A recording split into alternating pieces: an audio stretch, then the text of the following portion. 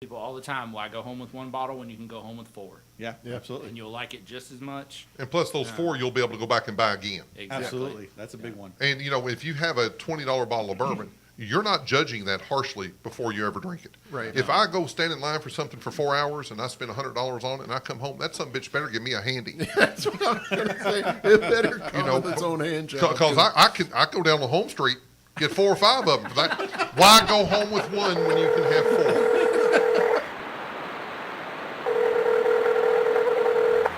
You're listening to Slightly Uncomfortable. Are you ready?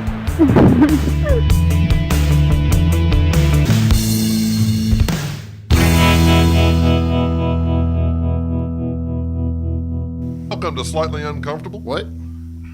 Don't start. I'm starting. Just fucker, don't start. I started. You've already got on my damn nerves, and we haven't even started the show. Good. All right, we got a full house, but a new full house tonight. That's what I hear. So obviously you can hear loudmouth over there, Root, and we have 2 newbies. We do? So we're going to start over here, and newbie number 1, introduce yourself. So my name's Caleb. We did come bearing gifts tonight to the bunker. Really, really good gifts. I mean, there's a chance these guys get to come back. I think they might. There's a chance. And then newbie number 2. Murphy. Murphy and Caleb has decided to join us tonight because we're doing a special episode. And Because every show we do, though, is special. Oh, it's special. I mean, really. Oh, it's special. We decided to do an episode on something that we talk about in every show, but we've never actually done an episode on it yet. Even though it feels like it sometimes. It does, because the first 20 minutes of every show is talking about bourbon. Yeah. So now we're going to do an entire show and talk about bourbon. Thanks for joining in, newbies.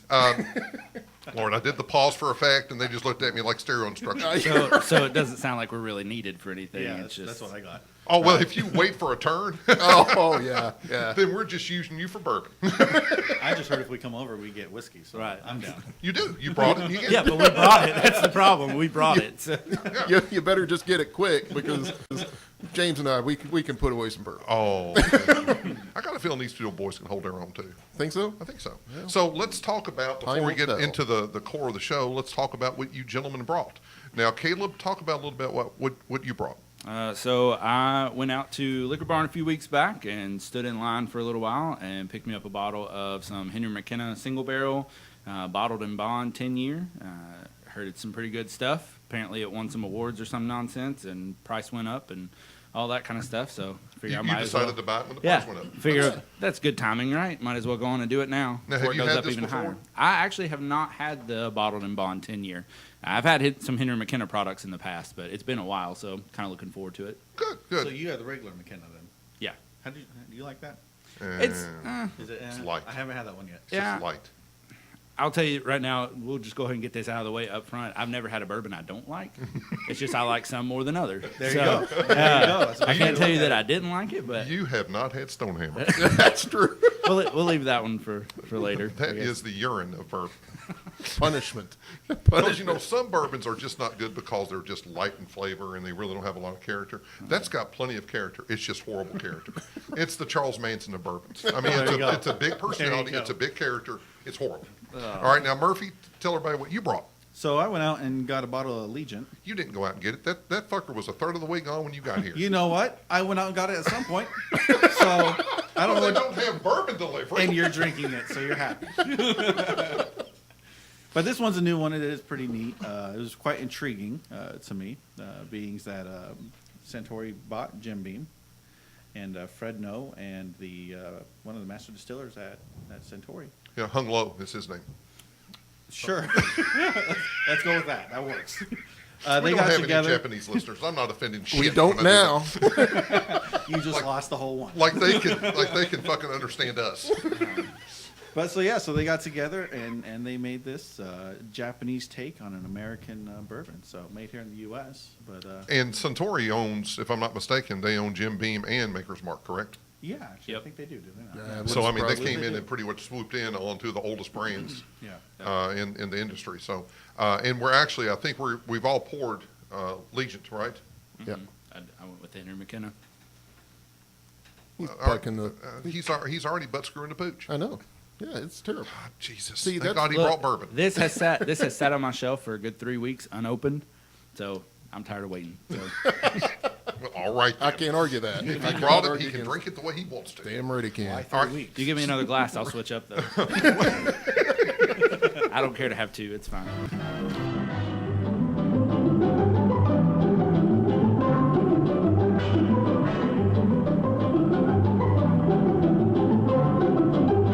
And another glass has been delivered to Caleb, because here, if you wish it, it comes true. After a brief pause where I have to put the fucking intermission soundbite in there because, James. Happy 12 years. Thanks, Happy thanks, 12 years. thanks for that detail. Yeah. So let's all get a nose of this Legion. Murphy, what's the proof on this? It's an unusual proof. We're at 94 proof on this guy. And now tell a little bit about it. You said it was sherry finished and yeah, it's sherry and wine casks. And I originally thought that this was a blend of a Japanese and American whiskey in one bottle, which it's not. It's just the distiller from Japan. It's his take on an American bourbon. But it's let's see here. It's a PX sherry casks. That's interesting. Sherry casks and wine, and it's a Kentucky straight bourbon, so it's at least 2 years old. well, have you all had a sip yet? I did. No, I nosed it, and that's about it. All right, everybody. I have. Now, my initial thought on this sip is really light when it comes in. Very light. Yeah. And I don't. This is not an official bourbon term, but it kind of warms your jowls. Kind of goes down into the right and left. It doesn't really go. To me, it doesn't get any heat down your throat. That's what I was gonna say. It sits kind of towards the back of your tongue, but Yeah. on the sides. Yeah. And it's even making not around the the middle. front of my lip now a little numb. It's almost like the heat hits and kind of works its way back to the front of your palate. That's unusual. I've not had that happen with a bourbon before.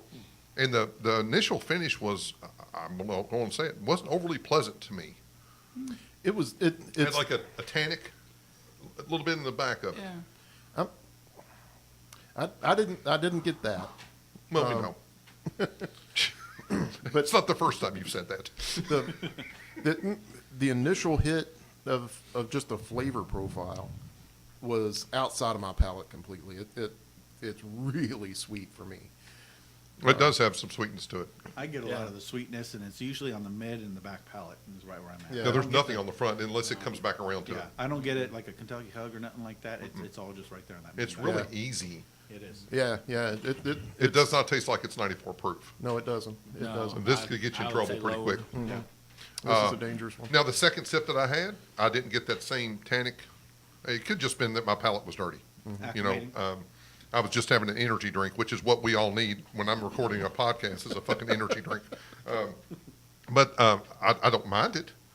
I don't know if I get a whole lot of the sherry and the wine. Maybe a little bit of the wine. I get a lot Like a of the wine. dryness. Like if you're drinking a Merlot. Yeah, a little bit on the finish. I get that sweetness up front. I mean, it's a weeded bourbon, so. And that's why- it's weeded. So, I mean, it's like there's a whole lot of shit going on. Do we know how old it is?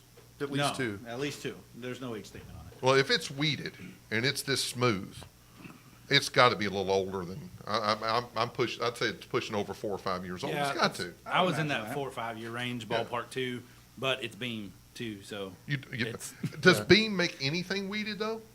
They do now. I don't believe that they do. I'm trying to think. I don't believe that they do. Now, of course, they own Maker's Mark, so Right. this very well, Well- could have been some Maker's Mark juice. Yeah, that some they brought pouring over. overall, but All right, on a scale from 1 to 5, what would you all rate this one? I'd probably bring this guy in somewhere around 6.5, 7. All right, it's 1 to 5, fucker. I know. Damn, I he tell thinks you, a whole lot more of it than I do. Okay. thank God he brought bourbon. Hey, I'm not slurring yet. Oh, I will. I've had a sip now. Oh yeah. If we're going 1 to 5, I'd be somewhere in 3.5, 4. Okay.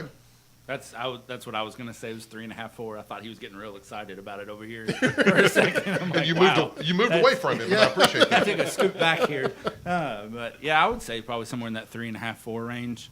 All right. All right. How about you? I'm not a big fan of sweet stuff. It's not something you'd turn down. Of course, I don't turn down bourbons generally. Good rule. Good yeah. rule. 2.5 for me. That wine and the sherry really comes out at the end of the finish. The finish, I guess. agree. I would agree with you on And that. that doesn't set well for me. But Murphy said when he brought it that it was a dessert bourbon. And I can definitely see that. Yeah, I can It see almost that. has an after-dinner liqueur Yeah, after dinner finish. for sure It on that reminds one. me of kind of like the 1910. The Where Old Forester. Old Forester 1910, where it's more that refined kind of, it tastes more like a dessert bourbon. You know, it seems like we've gotten awful fancy of late talking about dessert bourbons. I would love for my 93-year-old father to be able to hear us sit down and discuss bourbon. you And- call us all pussies. Oh, yeah, absolutely. He'd say, how about you boys do me a favor, take about 5 minutes and quit being a fucking pussy. Dessert bourbon. And then also he would probably look at that and say, why the hell would you put good bourbon in a wine or a sherry cask? And I believe in that as well. I don't need fancy bourbons. I mean, to me, a good bourbon stands by itself. If you want to put some shitty wine in a bourbon barrel and say that it's bourbon finished or barrel aged or whatever, that's fine. I don't like fucking wine. But to take a good bourbon, because I think the bones of this is good. Yeah. But I think that dessert finish that it has, I'm going to go with Root on this one, which it's really early in the evening for me to agree with your sorry ass. I mean, one drink in. I got it. Not even a full drink. The thing of it is, it's easy to drink. So most of the time, if I'm going to criticize a bourbon, it's one that beats me up too much. Right. The Stonehammers, Right. the ones that just are brutal to you the whole time that you drink it, and it doesn't get any better, right? So I'm going to say this is a 2.5. I'm going to put it right now as an average bourbon. I do like that it's a little higher proof, but I do think you would get really in trouble with this very quickly. Yeah. And if you put a cube with this, you would absolutely lose this bourbon. Yeah. I think it would Yeah, just go It away. wouldn't. You water it down at all. I mean, you're not going to feel anything. It's going to go down nice and smooth, and You're going to you're just going to lose it. You're going to be belly up in about 2 hours. Yeah. I wonder You're if gonna they wake could up in a even different maybe have saved it in an aspect of, instead of for the wine and sherry cask, because I'm imagining they finish it in 2 separate batches and then mix it at the end. One comes from sherry, one comes from wine. They blend that together to make this. If they just chose one, how much that would have changed it, if that would have been better. Well, that I mean, route. you look at Angel's Envy, and I'm a huge fan of Angel's Envy. I think it's a very, very solid product. And they finish theirs in port wine. Yeah, I've seen that. But, I mean, they also have I've never tasted one that they didn't finish that way. But they do a really good job with that. And I don't get the same sweetness. I don't get that same boutique level of bourbon. And Yeah. for bourbon dogs, that's going to be a tough sell. Yeah. Now, Yeah. I wonder. And plus the dick cork. It's got a dick cork. I mean, when Murphy brought this in, it's a very handsome bottle. I mean, it's a very well marketed Yes. product. And then I'm like, oh, it's cool because I really like what Wild Turkey does. They'll normally have a cork in most of all of theirs. And I know with a lot of distillers now, they're getting away from the cork because of the decay of the cork, and a lot of times it will run it. So Corks it get came in, and this has expensive, got a nice wooden top on the cork. I'm like, man, that's a good looking cork. And then I picked it up and opened it up, and I'm like, it looks like the end of a dick. Well, It does. So and I showed Murphy's James. holding it in very close to him. Well, I was used to that. So I asked him to look at it and check this out because, I mean, The Kentucky cork. and Japan on one side, on the top. Of Oh, the yeah, cork. he said, take the cork out and, And look read at it. it. And look at it. You didn't say read it. You Yeah, said look yeah, at it. look at it. And now it reads 2 legends, one bourbon, and he gets a dick out of it. No, well, I saw a dick. I don't get dicks. I was going to say I don't get dicks. the cork itself is only about maybe an inch long, so James's frame of reference might be a little biased there. I'm not sure. That's about how I'm built. I'm about an inch long and about 7 inches in diameter. I'm like a cheese wheel. You say tuna can. Yeah, just call me Canny. So we have gathered together today to talk about the beloved juice of bourbon. Yes. And as we do with everything, we're going to talk a little bit about the history of bourbon. And I started doing some research today, and we all 4 of us have a storied history in bourbon. And we're all extremely curious about this product. And before we get into the history of bourbon itself, let's talk a little bit about why somebody still has their fucking audio on their phone. I don't know why that happens. It's against the rules. It is. It's squarely, it was somebody at the end of the table here. Murphy, the guy in charge of all the computers. Yeah, can't turn his fucking audio. It's like having Lloyd here. Hey, again, it's past 4:30. I'm not Geek Squad. It's okay? between Lloyd I'm and off the work. damn dog. Whoever sits in that seat inevitably comes up somehow, some way, with making noise out of nothing. No, Screws it all up. I disagree because when Alex is here, he never makes noise. Sometimes we have to hold up a mirror to his nose to see if he's still Fogs breathing. up. That's true. I mean, he's over ordering off of Amazon or something like that. He's tying his scarf in a third knot. That's true. We don't I know. do miss the scarf. Oh, you miss I a lot do about miss the him. scarf. It's Is he guys. like double Windsor, or what's he doing? You can on ask it? Groot about that because he studies Alex and his scarf. So let's talk a little bit about what kind of got us interested in bourbon. Now, granted, we're all from Kentucky. This is all of our dirt. Now, Murphy, are you originally from Kentucky? I'm not. I'm actually right outside of Southern California. All right, you're out. Go. Just Sorry. leave. Hey, I'm here now. so- Leave your Japanese juice and go. So we'll start with Murphy. What got you into bourbon being from Southern California? So when I was 18, 19, joined the U.S. military and served. And my time in the service, I usually drank rum, actually. Whether it's a Sailor Jerry, Kraken, or I don't know. There's a whole bunch of them. But we got out and moved here to Kentucky. And when I moved here, I mean, how can you not get into bourbon? It's Kentucky. Mm-hmm. So some of my family members and myself, we went out to Woodford Reserve. That's just like bourbon, only different. Exactly. It's the cheese pizza of See, bourbon. now, when I was first there, I thought, like, this is awesome. I mean, the distillery is beautiful. It is pretty. Yeah. It is very It is beautiful. very pretty. Their bourbon, when I first tried it, and I was like, this would make a great bourbon and Coke. Because, again, That's an oxymoron, isn't it? I had no idea. Is Now, there such a thing? now fast forward, 3-4 years later, it's not even in my collection. So, I can't imagine why. yeah. I just can't imagine why. Now, So you pretty much got into it because you were in Rome, so why not do as the Romans? And then when you tried it, you're like, all right, Oh, I really absolutely. dig this stuff. I mean, I'm a big history buff. A lot of Americana, a lot of history behind bourbon. Yes. Whether it's Prohibition, whether it's the war, whether it's anything, honestly. the Whiskey Rebellion. Oh yeah, absolutely. I mean, Prohibition itself is absolutely amazing on just all the things that happened and what they did, and as it went away. So, I love that part of it. The bourbon itself, of course, amazing.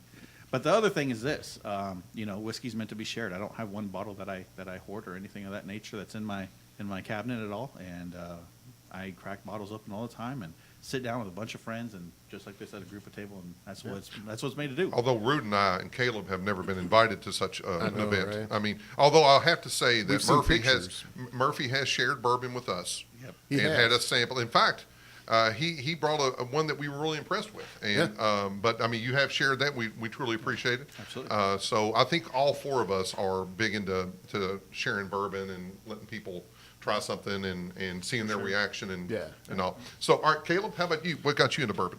Oh, well, born and bred Kentucky boy, right here in central Kentucky. Probably one of the proudest moments of my life, right? Getting bored. Yeah, getting born It was a big deal. in Kentucky, right? Everybody says you win the lottery if you're born in the U.S. Well, you win it twice if you're in Kentucky. That's Amen. That's the key. All So- God's people said. Amen. All right. So, lived my entire childhood life, I guess, till I moved out from my parents' house, 2.5 miles from Four Roses Distillery. Passed it twice a day. Once leaving the house, one coming back in the afternoon, and never thought twice about it. Never thought anything in the world about it. It's the distillery. And then they started doing tours. And as we drove by twice a day, thought, what the hell are all these weirdos doing out here looking at the distillery? Doesn't make any sense. It's just the distillery. They make bourbon. Okay, whatever. Never really thought much else about it. Of course, being in Lawrenceburg, also right down the road from a fan favorite, right? My favorite, Wild Turkey. Know Yes, you all are Jesus. big friends too. Yes, Kenny Loggins. So, loved me some kicking chicken. And again, it was down the road. It's on the way to Versailles. Okay, sure. Never really thought much about it. Then people started showing up to do tours. Like, hey, maybe there's something about all this stuff. So started getting interested into it. And again, kind of like Murphy over here, looking at the history, ties into where I am, where I'm from. It's my history. The other big thing I always like to tell people, they ask where you're from and things like that. You tell them where you're from and they ask, well, what do they have around there? Bourbon and horses. That's really about it. You Yep. want to talk about anything else? I'm out. Well, But basketball. Yeah. No, You gotta I'm have out on that too. I'm not a Oh. basketball fan. So You and Murphy both. yeah. We're done. Leave That's your it. damn bourbon. You're out. But Oh, people 2 out of ask- 3 ain't bad. That's people what ask Meatloaf said. Why are you interested in bourbon? When I was in 3rd grade, Wild Turkey had a warehouse burned down. It literally was in our water. They canceled school for 2 days Yep. because the bourbon was in our water, and we couldn't drink out of the water fountains and things like that. So, Yep. it's. I remember it lasts. that. Yeah, it That's flowed down that big It's hill in down our to the water Kentucky River. all Yeah. the time. Yeah. Yeah. How old are you? He's 12. He just turned 12. Because that was You don't want to know how old he is. You probably have clothing on that's older than him right now. I haven't changed my drawers in a while, so maybe. Well, that's typical, and we still need to talk about that. No, we don't.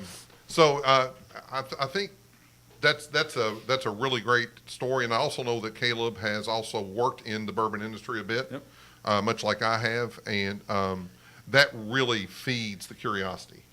It's nice to be able to get paid to be able to research and be able to relay knowledge to people in that Exactly. manner. Like I said, passing Four Roses twice a day, I never thought twice about it my entire life.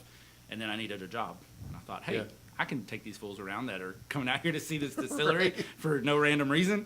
And I stopped in there one day. First time in my entire life I'd ever been in there. And I applied for a job, and I became a tour guide. And that just, if anything in the world ever gets you hooked on something, it's when you completely immerse yourself in it. And It's going that's to exactly what go one of happened. two ways. Yeah, It's either going to immerse you. You're going to immerse yourself in it, and you're going to love it or hate it. exactly. And it seems as though the previous was the winner in that. circumstance. Yeah, definitely fell in love with the whole concept, the whole industry, and then from there out, I just said, let's hit them all up, and took the family or myself, whatever, and we just started going to all the different ones.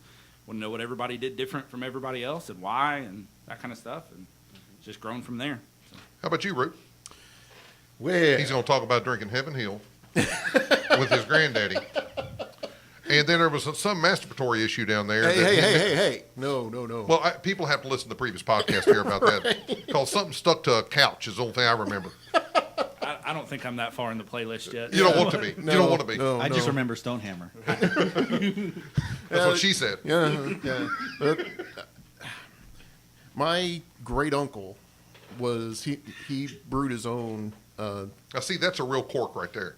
I opened You up know, the it's a Henry podcast. McKenna. It's an audio. No, thing. that's a real cork. It doesn't look like a damn penis. He's hung up on that, isn't he? Yeah. Just saying. Well, radio edit. Still holding his. Not holding it. It's not that.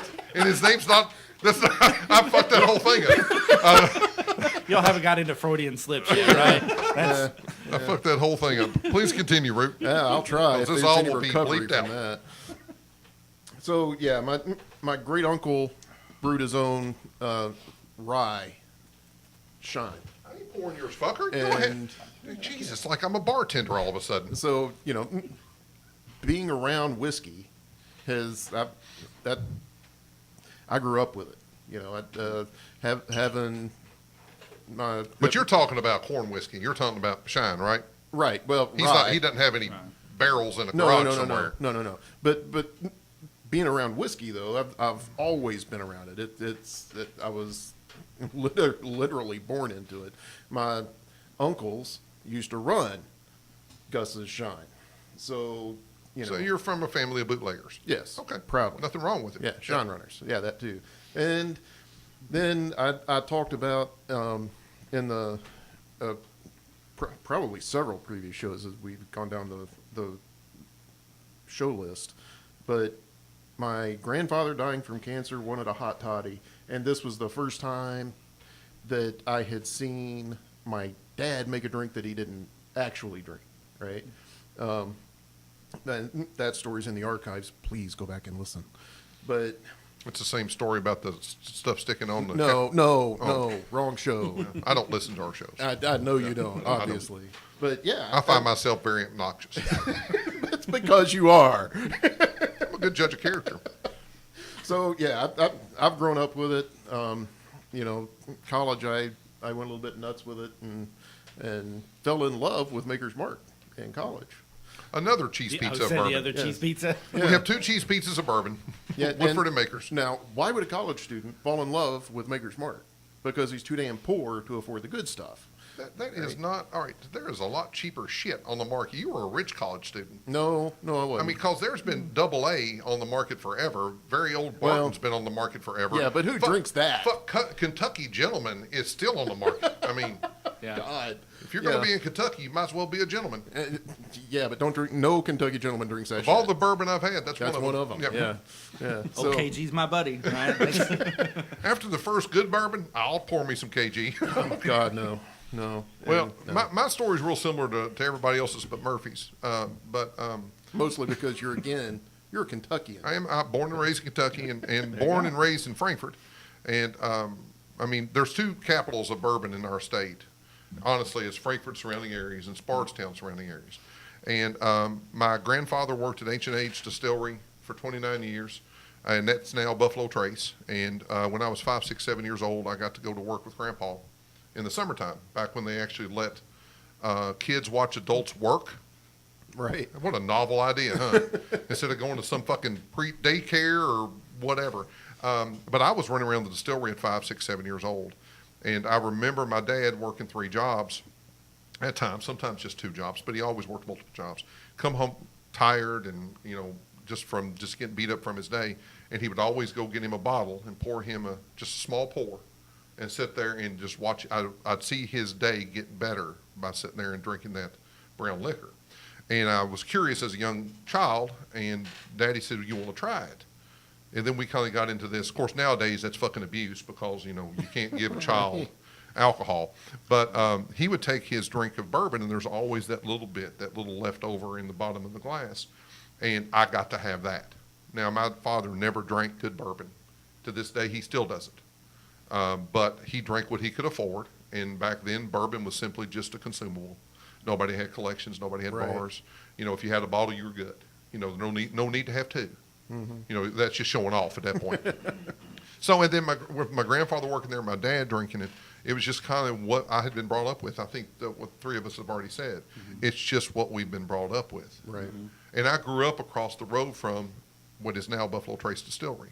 I went over and sledded on the big hill that they had before they did the renovations. So, I mean, it's just always been around. Yeah. It's almost like when this is going to be a hot button topic for you 3, so just calm the fuck down before I mention this. It's like talking about guns to Southerners. It's not a deal. We've always been around them. Everybody else makes a big deal about it. This is what we've always grown up with. Even California boys Yeah, signed up about the fire. I grew up around guns. Here we go. It's literally second nature. You don't Yeah. think about it until somebody points it out. Right. I had to take mine off to come here Why? We're still talking about the gun? because we're drinking. So, you're one of those. That's illegal. He's not. All right, so we're not going to get into the guns. And that's the end of that conversation. All of a sudden, like 3 hard-ons started. I've got one over here in my bag. No, if you'd no, like. no. Not the hard on. He has a bag full of hard-ons. Freudian slip number 2. So you had Legion also. There seems to be a whole lot of dick talk tonight. But I think it's suffice it to say that we all have a unique perspective in that our childhoods were similar but different. And then we're at the age that we are, we're all, Root and I are 50. I'm guessing Murphy in 30, 40, and then Caleb's 17, 18 years old. Something like that. But now you're starting to see it's more popular now to talk about bourbon. There's more bourbon on the market, far more than there's ever been before. So now it's even more interesting. Now every distillery is doing tours. It used to just be that Maker's Mark was the only one really into the tour game. Mm-hmm. But now every one of them's doing them. So it's easy. The information's out there, and it's cool. Bourbon for a long time had never been cool. It was something you did in your garage or something you didn't tell people about. But now it's the coolest, it's the prettiest girl to dance. Now, we talked about our history. I did some research on bourbon's history today. And Which means he looked it up on Wikipedia. fucker, what'd you do? Shut up. I'm the talent. Oh, I don't need to do anything. Control C, Control V. Nice copy pasta you got Tell you there. what, fuckers, it's your show. Go ahead. Oh, wait a minute. Whew. Yeah, we got to talk about that McKenna, I think. All right, now we've all switched over to Henry McKenna, 10-year-old. Caleb, tell us a little bit about this one. All right, so it's Henry McKenna, 10-year-old, right? But it is bottled in bond, so it meets all those requirements. It's obviously 10 years old, so it meets that 4-year requirement. made, aged, and bottled in one location. And one it is distillery season. 100 proof, one distilling season. Yeah, so it's all from one. Was it 2 years ago, I guess, or last year? 2 years. 2 years ago. World Spirits Competition, they entered a bottle of the Henry McKenna 10-year. It is single barrel, which I'll point that out in a second, too. But so they entered that. It won Best Overall Whiskey. So it is, the market for it has just exploded over the last few years. I threw in that single barrel comment because obviously the barrel that they entered 2 years ago in that competition is not the barrel that you go and buy out on the market today. Right. So You know, and it I'm may glad you taste said different. that because I've had this before, but I did not realize it was single barrel. It is a single barrel. Wow. So, but quite a big jump from the Legend. No? Legion? Legion, sorry, whatever. Yeah, that means Murphy, now he's tearing up a little Yeah. bit. You couldn't even pronounce his No, I bourbon. actually favor McKenna more than Legion. So honestly. this is 100 proof, as Caleb said, and I took a sip thinking that it was Legion because I had forgotten I had poured something. And I was wondering why the eyes bulged out of his put head. me on my ass a little bit. I ain't gonna lie to you. I really like this. This Now, this to me is what a bourbon tastes like. Right. Yeah. It's know it's bourbon as soon as you taste it. You You have know that that's tongue what it burn. is. I don't think it falls it down. No, it No. don't. I think that it lays right there on the middle, the front part of your palate, and just burns, and then it's really sweet on the back end, or savory. I don't know if it's Savory, sweet. yeah. That's the biggest difference between the two so far that I've noticed is the everything. Legion. Yeah, Sorry, absolutely. the Legion really heavy on the back of your tongue and the sides. That's where you notice the flavor, Right, yes. where the Henry McKenna is much heavier on the front end. You feel on the tip of your tongue, on your lips still. Yeah, and everything. I think that's kind of a hallmark of the Heaven Hill brands too. Yeah. Is you know you're drinking something as soon as it crosses your lips. That's a really good point because if I'm thinking about Heaven Hill products, which I'm a huge fan of the distillery and what they do, I think they're probably the best on the market today at $30 and under bottles. Absolutely. As far as their lineup, And I that's- think the other distillers do a really good job at that 25 and up. But if you're talking about some bottles of bourbon that are under 35, 25, $20, you're going to see a really good representation of Heaven Hill and what they do. I know we were talking about this a little bit earlier. I mean, when we first kind of started discovering this a couple years back, it was $27, $28 at Kroger. You know, when it's being sold at a normal price, all day long you can drink that. It's a great bourbon, and for it being a single barrel, 12-year-old is that kind of sweet spot there, you know. But it stands up on its own, and stacks of it on the shelves. It's Oh, not yeah. like you couldn't walk in any day of the week. But now you can't get it Pick for up a anything bottle. less than $40-$50 or Right. in that area because with those awards. Yeah, it's that big medal they slapped on. Well, it. I yeah, tell you absolutely. what, when this sumbitch won the award, it pissed all the distillers off. Oh, of course. Yeah. Because it's in there against some of the big players in the game. And now you got this under $30 bottle of bourbon that is beating out Yep. these $70, $80, $150 bottles of bourbon. And now the distillers are going, oh shit. Yeah. And people, honestly, this could have been a problem had it not been handled right, because if people are saying, well, this San Francisco World Spirits Competition is saying that this is the best bottle of bourbon in the world, and it's $30. Why am I paying $100? Why am I standing in line? Why am I getting lottery tickets for this other stuff? If this $30 bottle of bourbon, and honestly, I talk about that all the time. I'm like, stop looking from the top shelf down, start looking from the bottom shelf up. Yep. And you know, that's something that we've done here a couple times at my place is I've got bottles that range in price. And when somebody's getting introduced to it, I'll pour out a couple different types and have them try it. And you'd be surprised how many times they go towards that $20, $19.95, $25 bottle versus an $85 bottle of IW Harper 15 year or something like that. I tell people all the time, why go home with one bottle when you can go home with four? Yeah, Yeah. absolutely. And you'll like it just as much. And plus those four, you'll be able to go back and buy again. Exactly. Absolutely. That's a big one. And, you know, if you have a $20 bottle of bourbon, you're not judging that harshly before you ever drink it. Right. If I go stand in line for something for 4 hours and I spend $100 on it and I come home, that some bitch better give me a handy. That's what I was going to say. It better come know, with its own hand job. Because I go down the home street, get 4 or 5 of them. For that. Why go home with one when you can have 4? Right? So I started Nervous looking laughter into from the rest of the room. What, All you right. boys been there too? Let's do a really quick rating 1 to 5 on the Henry McKenna. Root, go first. 4.5. Oh, he likes it. I do like That's it. high I praise really from you. like it. Yeah, I'm right there, 4.5. It's good stuff. yeah. Yeah. I mean, I stood in line for it. I'm not going to lie. Kind of like you said, it better kind of knock your socks off sort of thing. Not exactly what I was expecting out of it, or not quite as I guess not quite as smooth as I was expecting, but Well, it's overall, not smooth at all. yeah, overall, really good bourbon. I enjoyed it. I would definitely recommend it to anybody. So I'm still going to be kind of in the middle, kind of that 3 to 3.5 range. It's I'm going to side on the side of Caleb here. I mean, I think it's really good bourbon. It's not one that I would stand in line for. It's not one that, honestly, if it was sitting on the shelf at $30 with some other competitors at $30, I would probably choose a couple of the other ones before this one. My tongue is still stinging. And not that it's a bad thing. I don't find it overly complex. I think it comes in, sets you on fire a little bit, and it goes away. yeah. I think it's a really good bourbon, but I again, in that competition range, I do like that it's a single barrel. So the next one you get may be different, right? A good chance it will be. I'm going to go with a 3 on this. It's going to be slightly better than the Legion, although if I had to choose between those two, I think the Legion has its place. I think if you're wanting something easy after dinner, Legion. If you're wanting something strong and impactful, get the Henry McKenna. Be really good side by side. I think most every bourbon has its place. Stonehammer is in the dumpster. Yeah, that's why I said most. Yeah. Well, that's a good place for it. It's a good place for it. It is. Maybe killing weeds or giving to Lloyd. Yeah. Degreasing engine parts. Yes, yeah. Uh-huh.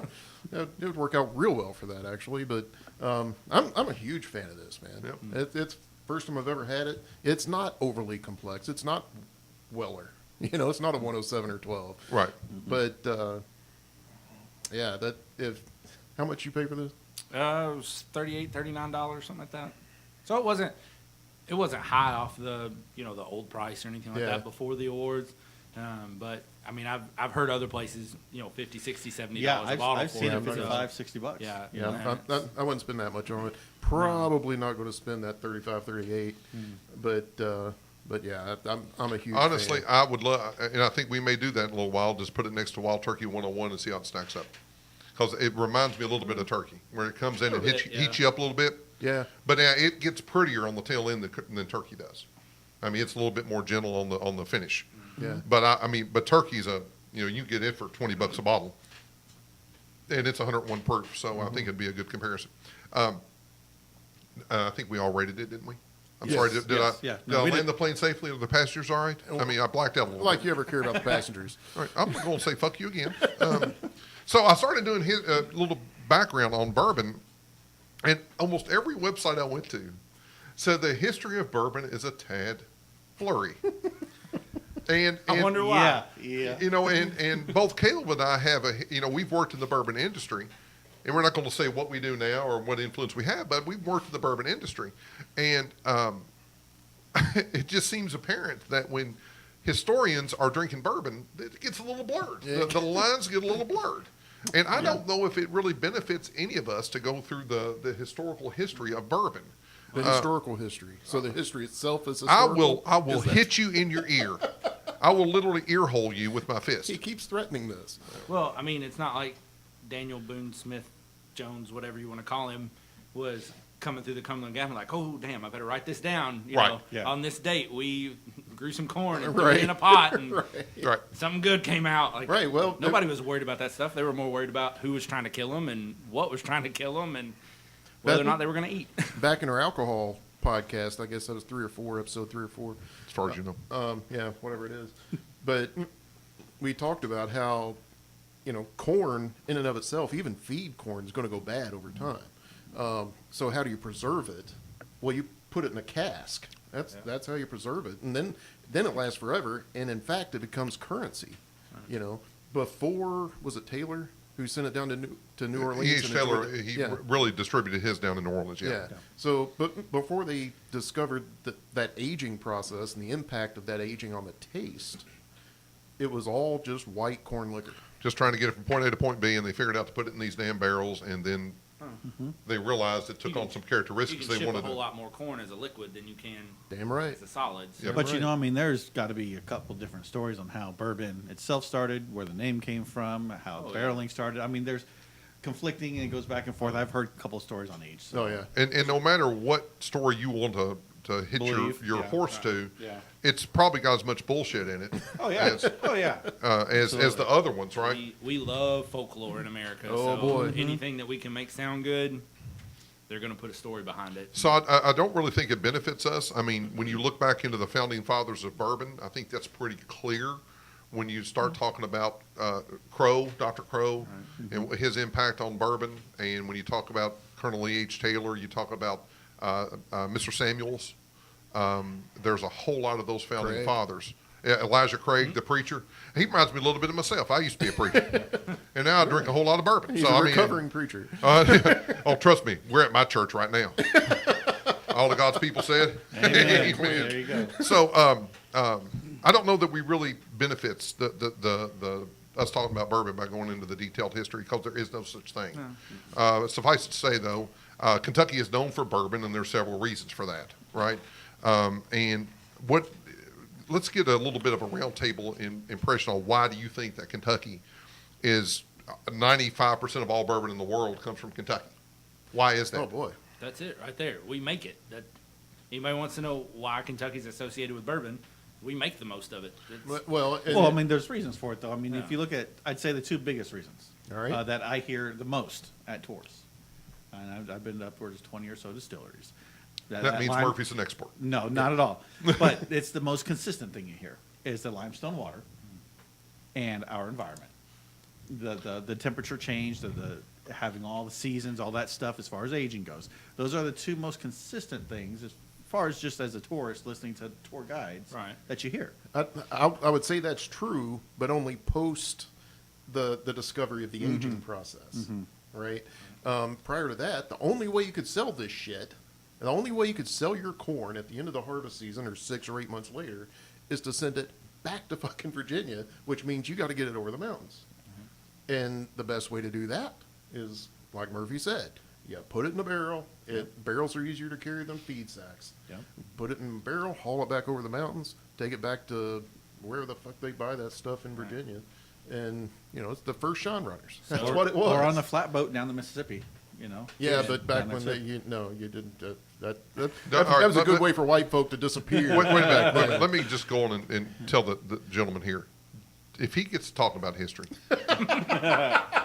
all right, what we try to cut do him off. is we try to give him a little bit of leeway. Otherwise, he gets a little feisty. You see, in August 12th And then I will just come down hard on him. You all don't have to, because at some point it's like watching a child start getting a little rowdy. We're gonna let him tire himself out a little bit. He'll sleep better tonight. That's what we do here.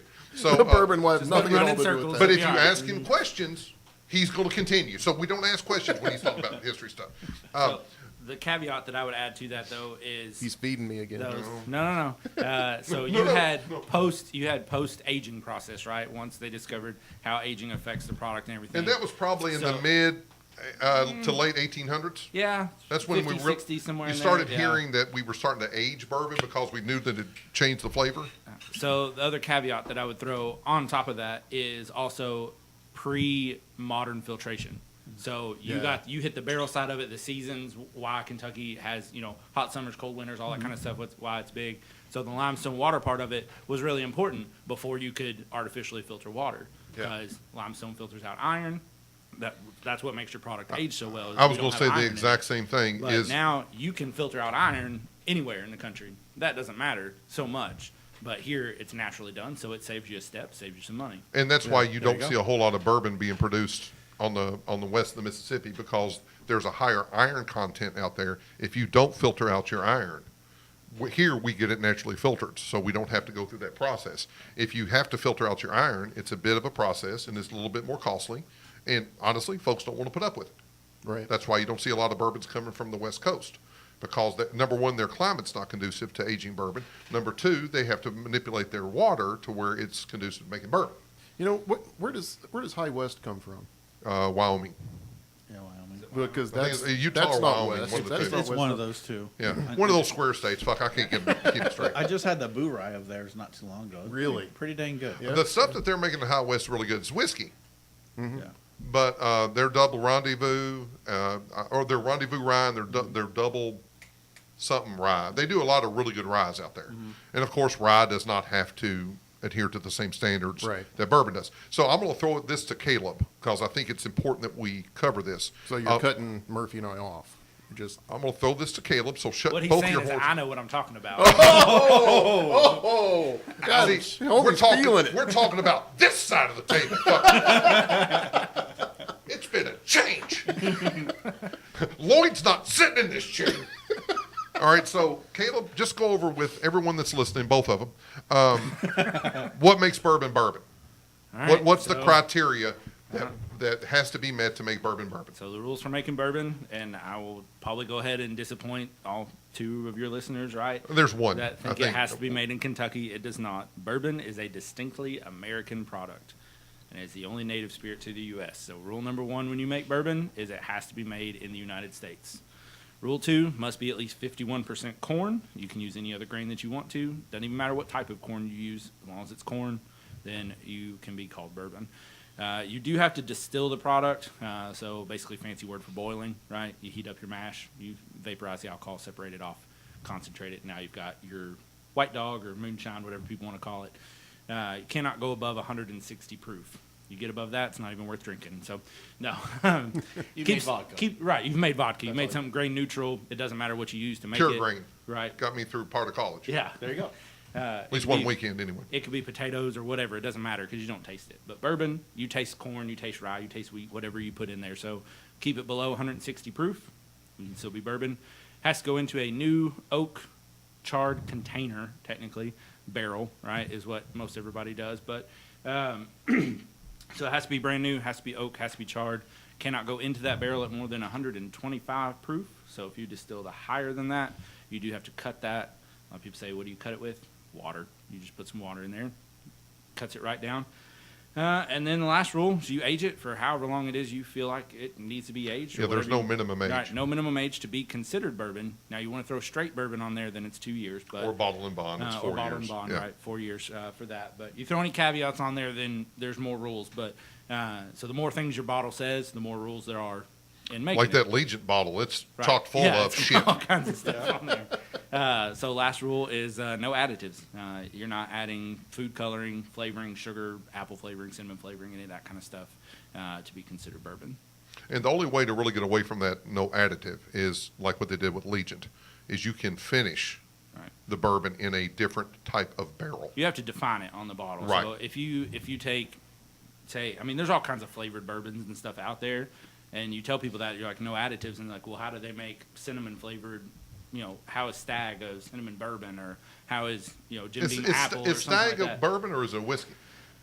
I believe it's bourbon. It still starts with Jim Beam bourbon, as far as I know. Well, I yeah. could be wrong, but Because I think that Yeah. and of course, it's hard to say any absolutes at this point because there's so many young distillers coming up and Right. they're doing all sorts of unique things. And I think it's really good for the bourbon industry. And we'll talk about that in a minute. But I think the way Angel's Envy does theirs, and they finish it in that port wine. Yeah. I think also Jim Beam does a really good job with their Knob Creek, and they will do a maple, and they'll finish that in a maple barrel. Yeah. But when you do that, if you have an 8-year-old bourbon that you stick in a port wine barrel for 2 years, it is still an 8-year-old bourbon. It stops aging Right. when it comes out of that white oak barrel. Anything you do after that, whether it takes 3, 4, 5 or years or 2 months, it is still an 8-year-old bourbon. So, but yeah, you just have to define it on the bottle, like I said. So if you put some kind of flavoring in there, you can put, it started as this bourbon, and we added peach flavoring to it. So now it's a whiskey. right. And normally it it's- technically be a blended whiskey. Right, and also it's going to normally be under that 80 proof. 80 proof is the minimum proof that a bourbon can be. If it gets below 80 proof, they cannot market it as bourbon anymore. So, I think that's whiskey overall, though, isn't it? Like even rye whiskeys and That's your everything. fill I think proof that's, is 80. Yeah. Is Fill proof is 80. Your minimum. Yeah. but I mean, you can call whiskey. I mean, like the Wild Turkey Honey, Yeah. it's still whiskey. Because whiskey's that overall statement, that umbrella statement, under which you have all sorts of different categories. Yeah. So I think that whiskey can be, whiskey can be 50 proof. I think. I don't know. I don't know the qualifications to be Yeah. considered whiskey. Up to no ideas there. TTB here in a minute, or TBB, or whatever they are, the board that you don't like acronyms. I don't like acronyms. Now I'm just starting to figure out what. All right, I like that you just made Root gloss over because that fucker does that to me all the damn time. But Caleb, thank you for that. I mean, that's exactly what it is. What makes bourbon bourbon? because you now see a whole lot of stuff hitting the market that is made by distillers, and people come in and think that they're buying bourbon, and they're not. And whiskey is fine. There's nothing wrong with whiskey, right? It's just not bourbon. Yeah. So if that makes any sense at all. Now, I'm probably. Caleb started off his very great, very good. that's why I invited him. Yeah, see. But And you think you're the talent. well, Watch who I know. see, you're a booker. I'm the talent. Two-horse race That's now. how this works. But Booker. Call me a damn booker. I can't get over the fact that the definition of bourbon can be made anywhere in the U.S. That just chaps my But ass. it's never been the definition of bourbon that has to be made in Kentucky. Yeah, it is. No. Yeah, It never has been. It's my definition. Well, but you really I'm don't special. matter. You're I'm not. special. Oh, you're special. It's just spelt differently. But again, going back into the history of bourbon, one of the things when I started reading about this that just kind of made me gloss over a bit. I just couldn't continue because I like history as well, and to me, history is clarity. If there's murky waters, I don't feel as though if it's not accurate, I'm not even able to continue to pursue that. And I found nothing that was absolute in this. Right. There's no, And if there's no absolutes, from the beginning, there's no absolute. You can't tie it back to one person or one farm. There is no inventor of bourbon because you had multiple people around multiple parts of the state and the country, unfortunately for Root, Well, but we're doing the same thing at the same time. yeah, and really the world. I mean, Yeah. the fermentation process, the distillation process, it is everywhere. That's how people preserve their crops. But I think, it is something to be said that 95% is still here in Kentucky. Yeah. You know what I Right. mean? well, and I think the reason why that we started doing it here, and this is just, I didn't read this on the internet. This is just what I've He just surmised. made it up. I'm making shit up at this point, which is what I normally do. If it sounds good, it counts. It's the same as bourbon history. They There you just go. made shit up. So I think this area primarily was settled, and I know Root will probably lose his mind when I say this because he knows every ancestor of everyone ever. He told me the other day that I'd be much more interesting dead, which concerns me. That's why I have an extra lock on my door now. The German Shepherd's at the end of the bed. I ain't gonna lie to you. Although she likes him, so I think I'm fucked. But it's like this area was settled by primarily Irish and Scottish folks, and they wanted to recreate what they had in their homeland. They didn't have the natural resources here that they had there, so they used what was prevalent here, which was corn. Yeah. Making whiskey didn't start here. Right. I mean, it's been Right. going on. And for I a long time. know even E.H. Taylor had toured Europe before he started opening his first distillery here. He wanted to see how Europeans had done it, how they had started aging and things like that, their processes, their materials that they used, and then he derived what he wanted by his research. The one thing that I've seen historically, and this is really, I think, the only thing that we need to go into on history, unless somebody else wants to go into it, is it comes from old, white, politically influenced money. Every one of these guys that they talk about, whether it's Samuels, whether it's Elijah Craig, whether it's E.H. Taylor, it's old white So money. now you're into the industrialization of it. Yeah, Right. because You're I not think talking not how it the started. creation You're of it. talking about the mass production side. Yes, Yeah. when it Yeah. actually Yeah. started being produced for selling. I would A agree with that if you're talking mass a production consistency side. of product. And correct me if I'm wrong, but most of these guys All right, you're weren't- wrong. Go ahead. Most of these guys weren't automatic distillers. They were businessmen. Sure, And they they were did trying a to whole make money. bunch of other stuff outside of whiskey. Now, whiskey was that Taylor like was a us, it's a banker? hobby. He was a banker, and he also also was really into grains. Well, that was Elijah his Craig was a background. pastor. Yeah, Yeah. he was Craig was a back. pastor. His Yeah. background was grains. Yeah. And probably to Root's point, he was trying to figure out a way to preserve grains. He'd also done the touring of Europe, and he's like, "How about we do this, this, and this?" But it all stems from money. Exactly. And back then, there was the haves and the have-nots. And the haves were making products for the have-nots to get that money away from them, right? So I think, but what the haves didn't really understand, I think this may have been where Caleb was going when he interjected there just a moment ago. The have-nots have been brewing whiskey forever. They just didn't have the opportunity, or I guess the opportunity is a good word. well, they were brewing it for themselves. right. Then. And This was the first time it's being brewed for others. they didn't have the opportunity to mass market their particular And product. also You to get a jumped about 100 consistency. years. That's Yeah, to Yeah. get the right. creation. You jumped about 100 years. well, I don't. He does that. It's You the see- evolution of bourbon, not the creation of it, fucker. You see, to James, to him, all history started When I was born, the day after he was born. Everything else before that was a mistake. It's Is all. that what- that's when that's when it started to matter. Right. But We'll get started talking about music, and you need to let that shit go. Alex the and fact I- that you listen to shitty music is not my problem. Alex and I He are did we're drugs. talking about He did Handel drugs. or Beethoven or Bach. You fucker, you all were never talking about Beethoven and Bach. You're as fucking redneck as I am. And then he starts Beethoven and talking Bach my about ass. Conway Twitty. You don't know your ass from Mozart. I'll tell you that right now. He broke out his banjo and started playing Bach. Fucker, talking Oh, I about can. Beethoven. I can. Beethoven in my ass. I can't help it if you don't like the triangle. Oh, no. Anyway, so I think, the political influence was huge back then, especially when you're talking about, like Caleb said, the modern day distillation, when you're talking about mass distillation and mass product. I think you're looking at a consistency of product. That was the first time that it ever became consistent. And that way people know if they bought from this distiller what they were getting. Before then, it was something done in the backside of a barn, and there was it all had to do with whatever materials were available to them at the time and what type of availability they had to make that process work. It may have been a 4-week process, could have been a 3. It rained this week, we're going to go do it 2. I think that was the big difference. You saw a consistency of quality in product.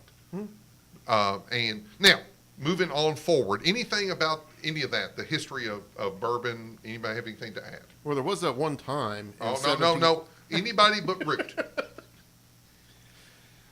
Okay. No. Okay, not Simon really. doesn't I play mean, well. I'm good. Rookies. Yeah. Yes. So I think we're going to bring it to modern day. And Of course. I'm going to quiz you guys. Jump another 150 years or so. I'm going to. That's what I do.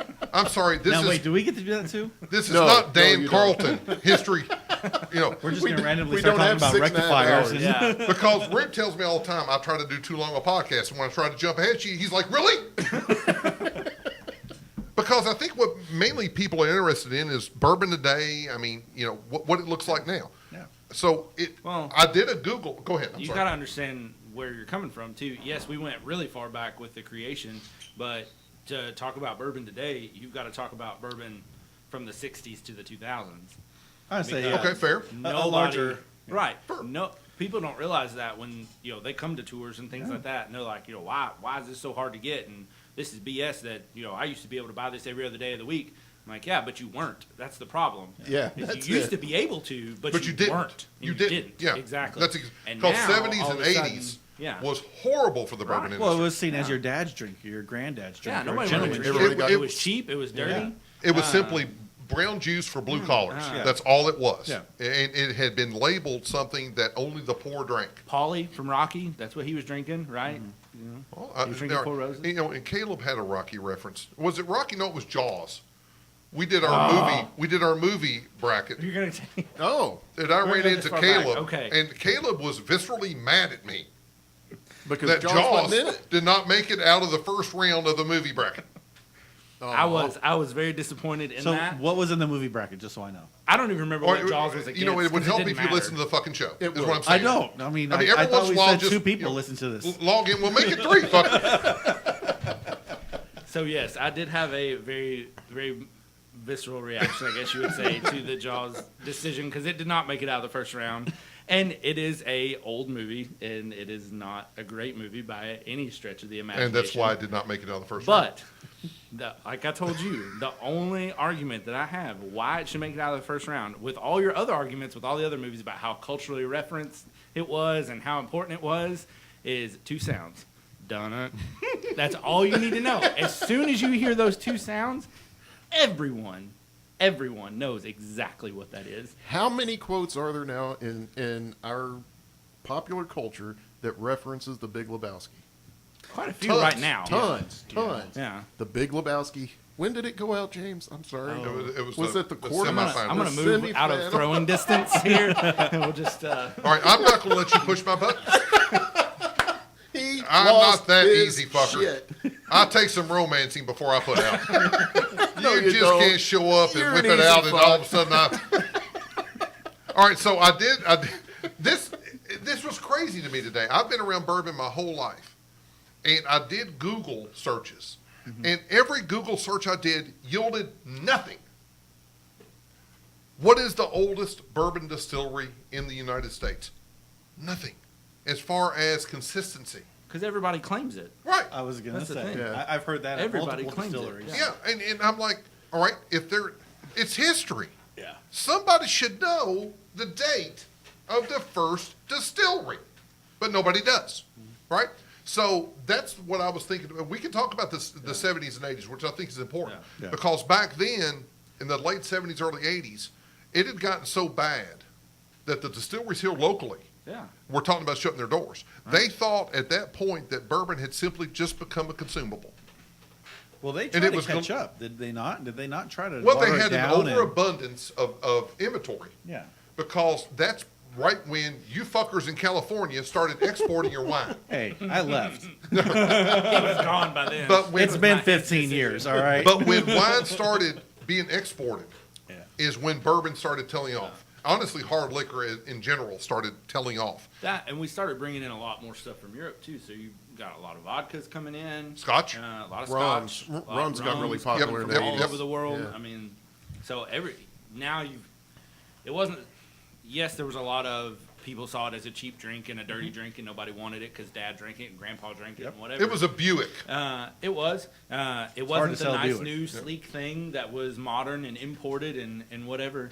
But honestly, they had competition and they didn't deal with it very well. Yeah, No. that's a That lot was- of it. yeah. That's a lot of it. Well, I think that the big distillers, back then there were probably maybe 5 huge distillers.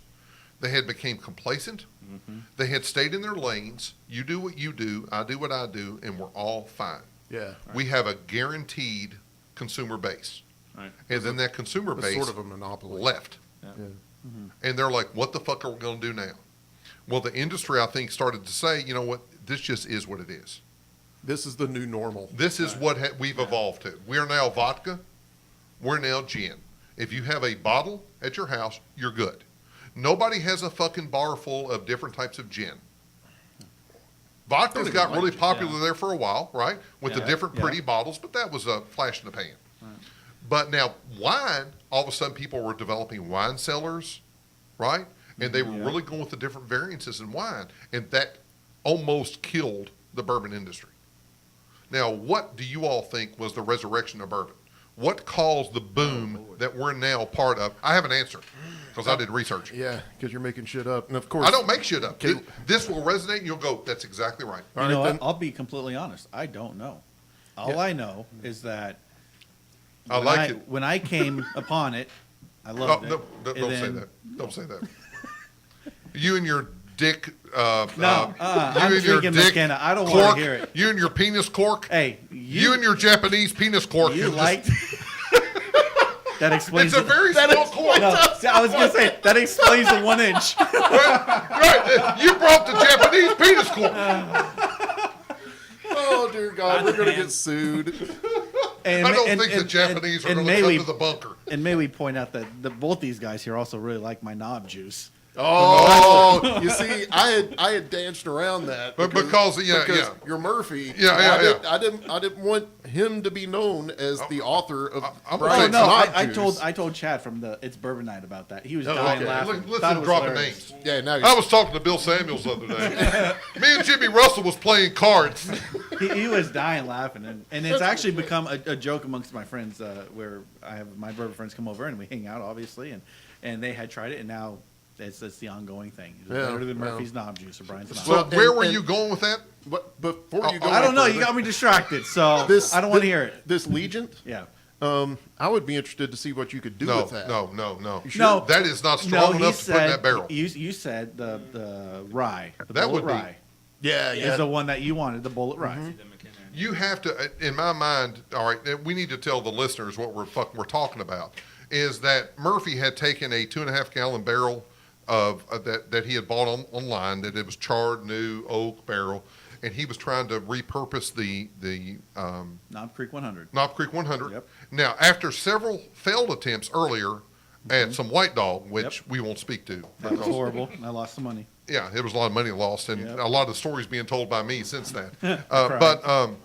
But he put the Knob Creek 100 because Knob Creek 100 is a very strong, bold bourbon, very good. but And I very was strong. worried about that because you cure the barrels in water, and so I was worrying about watering it down and proofing it down below 80. That's why I went with the 100 proof. Right, and I think that's a great move because if you take that Legent and put that in there, it's already soft. Yeah. It's already easy. Yeah, that's a good You're point. going to lose that bourbon. What- Yep. You put that Henry McKenna in there, it's already bold and strong, and it will stand up. That's just going to, I think it's going to really calm it down.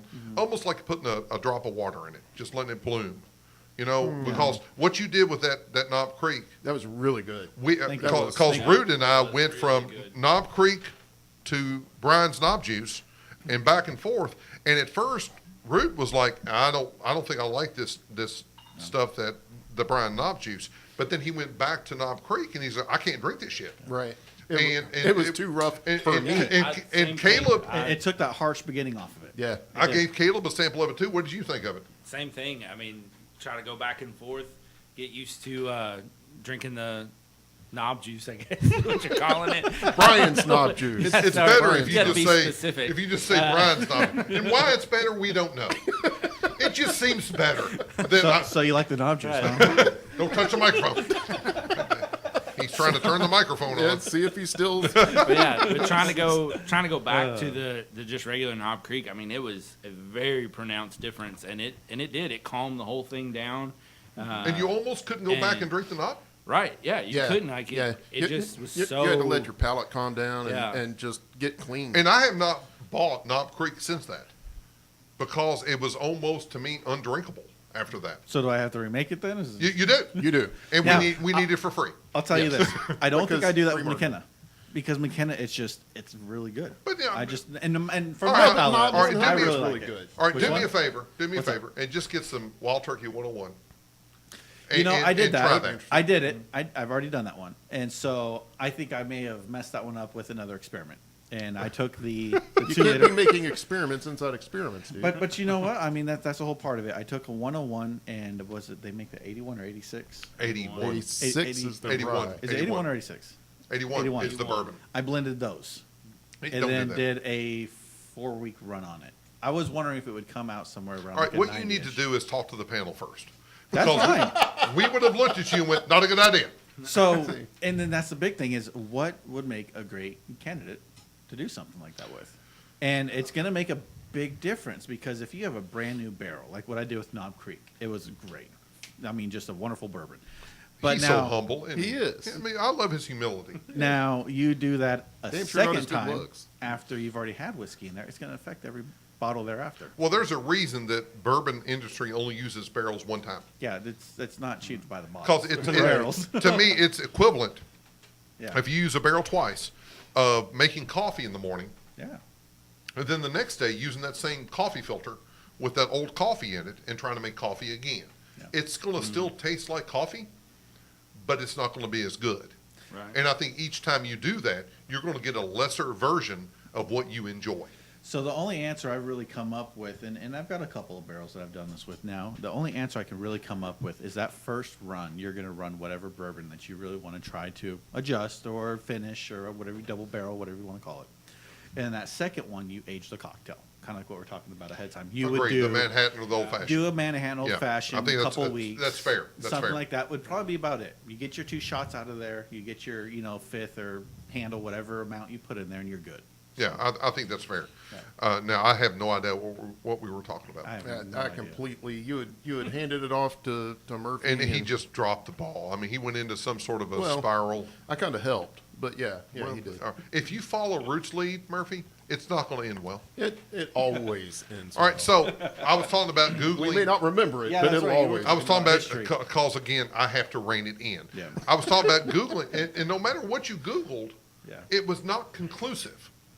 And that's weird. I was going to add to it that, like we said earlier, that everybody claims to be the The oldest oldest. this or the Yeah. oldest that. but everybody has a different caveat. Yes. We're the That's true. oldest continuous, or we're the oldest in Louisville, or we're the oldest whatever. And You know, this zip everybody has code. a caveat. Yeah. Or the first single barrel, the first Ex- double barrel, the Yeah. first this, yeah. So I'm gonna quiz the panel. Uh-oh. Okay. Quiz time. This was Refill. the Google that I found that You found was a the most Google. conclusive. You found it, Google. I will smack you You found in a your Google. water head. Hey, Google. A Google. Just one Google. I will knock your bangs off your head. There is only one He's going to Google. ear hole you. Well, ear hole. I've got bangs. Do I need to go back to Mike? Look at the bangs.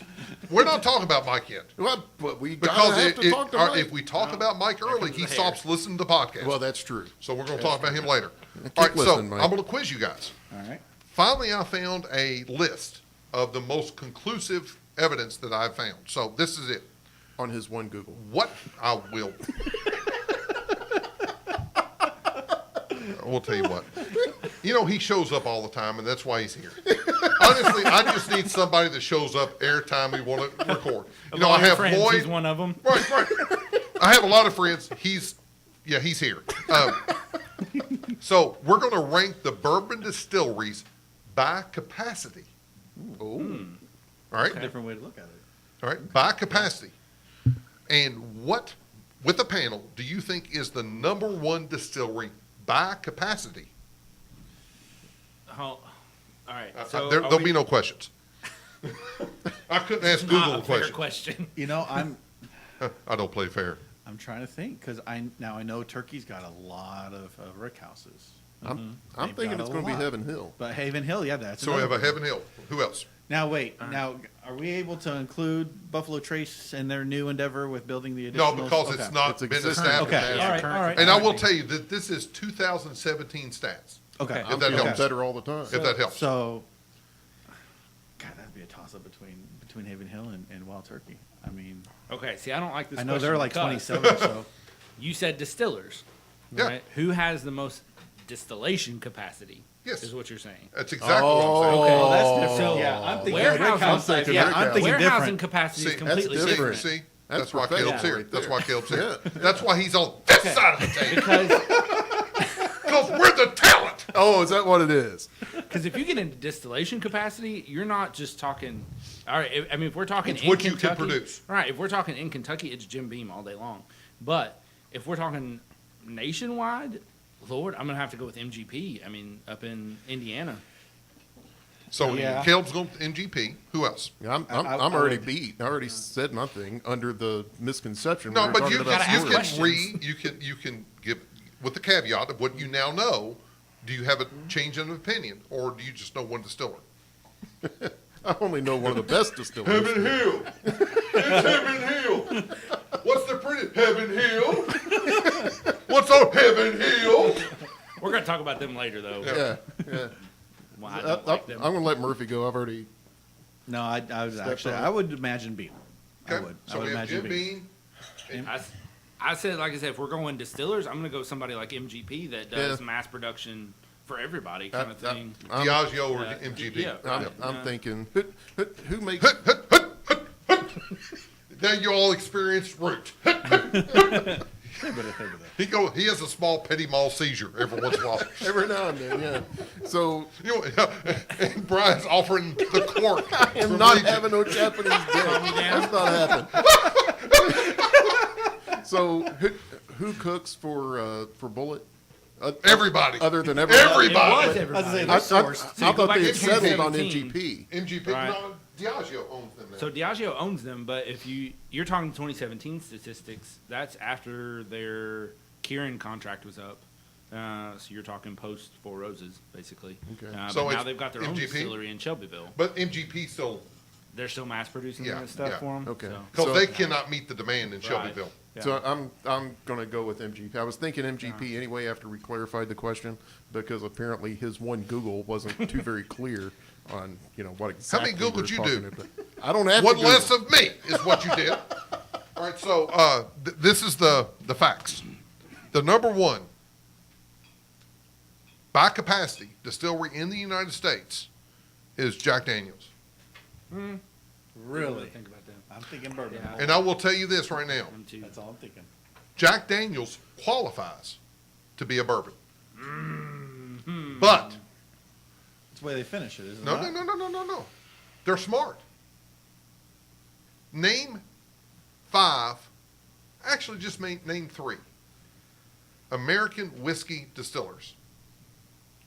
Jack Daniels and who else? But Jack Daniels isn't an American whiskey distiller. They're a Tennessee whiskey distiller. Well, all right, just a whiskey distiller. Just Well, whiskey. so just Dickel. whiskey? Yeah. George Dickel. They're Tennessee Smaller whiskey. than Jack. Yeah. No, but you're saying just name them. Yeah, all right, so you got George 2. Dickel. And- And then what's the Bob Dylan one that they just made? Heaven's Gate or something like that? Yeah, They're nobody Tennessee knows what whiskey. that is. Hey, I'm just throwing them out there. But I think you're seeing my point is that Jack Daniels has very little competition in the whiskey world in the United States. If they throw themselves into the bourbon market, oh my God, now they're being compared against Pappy Van Winkle, Elijah Craig 18. Even Stone Ale. Yeah. Right. I mean, they're being compared. And right now, they have no equal. Okay. When you think of American whiskey, you think of Jack Daniels. And I think that's why that they stay where they are. And here's the stats. Number 1, Jack Daniels in Lynchburg, Tennessee. It has 6 beer stills, 2 at 72 inches and 4 at 54 inches. That gives them more than twice the capacity of any other U.S. distiller. Are you sure that's in inches? It's not in feet. That's what they say here. I think it may I be think feet. your one I think Google it's might feet. be wrong. No. I'm telling you. 54 inches All sounds right, really Caleb, short. I'm trying to picture Get on the this, other like- side of the table. You're on that side. I'm flying solo. Is that Google spelled G? No, I think you're right. I think If you know. it has one apostrophe, No, I copied and pasted it. that's fucker. 2. I copied inches. and pasted it, fucker. So you missed an apostrophe. No, He added one. Control C, Control P.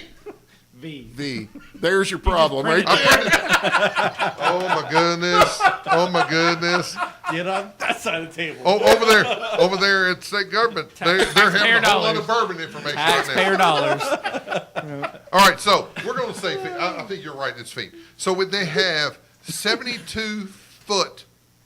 They have 2 of those 72 makes- foot, that and makes they more have sense. 4 at 54 feet. There feet, we go. right? There we I go. was thinking, you're talking No, I about saw that Fran's too. knob I'm like- juice at that point. I don't know why I thought that. But you know what? I'm sorry. Every once in a while, I'm thinking it's the internet must be right. Can't put it on the internet if it's not Abraham Right. Lincoln with his There you go. iPhone. true. There you go. All right, so Jack Daniels, Okay.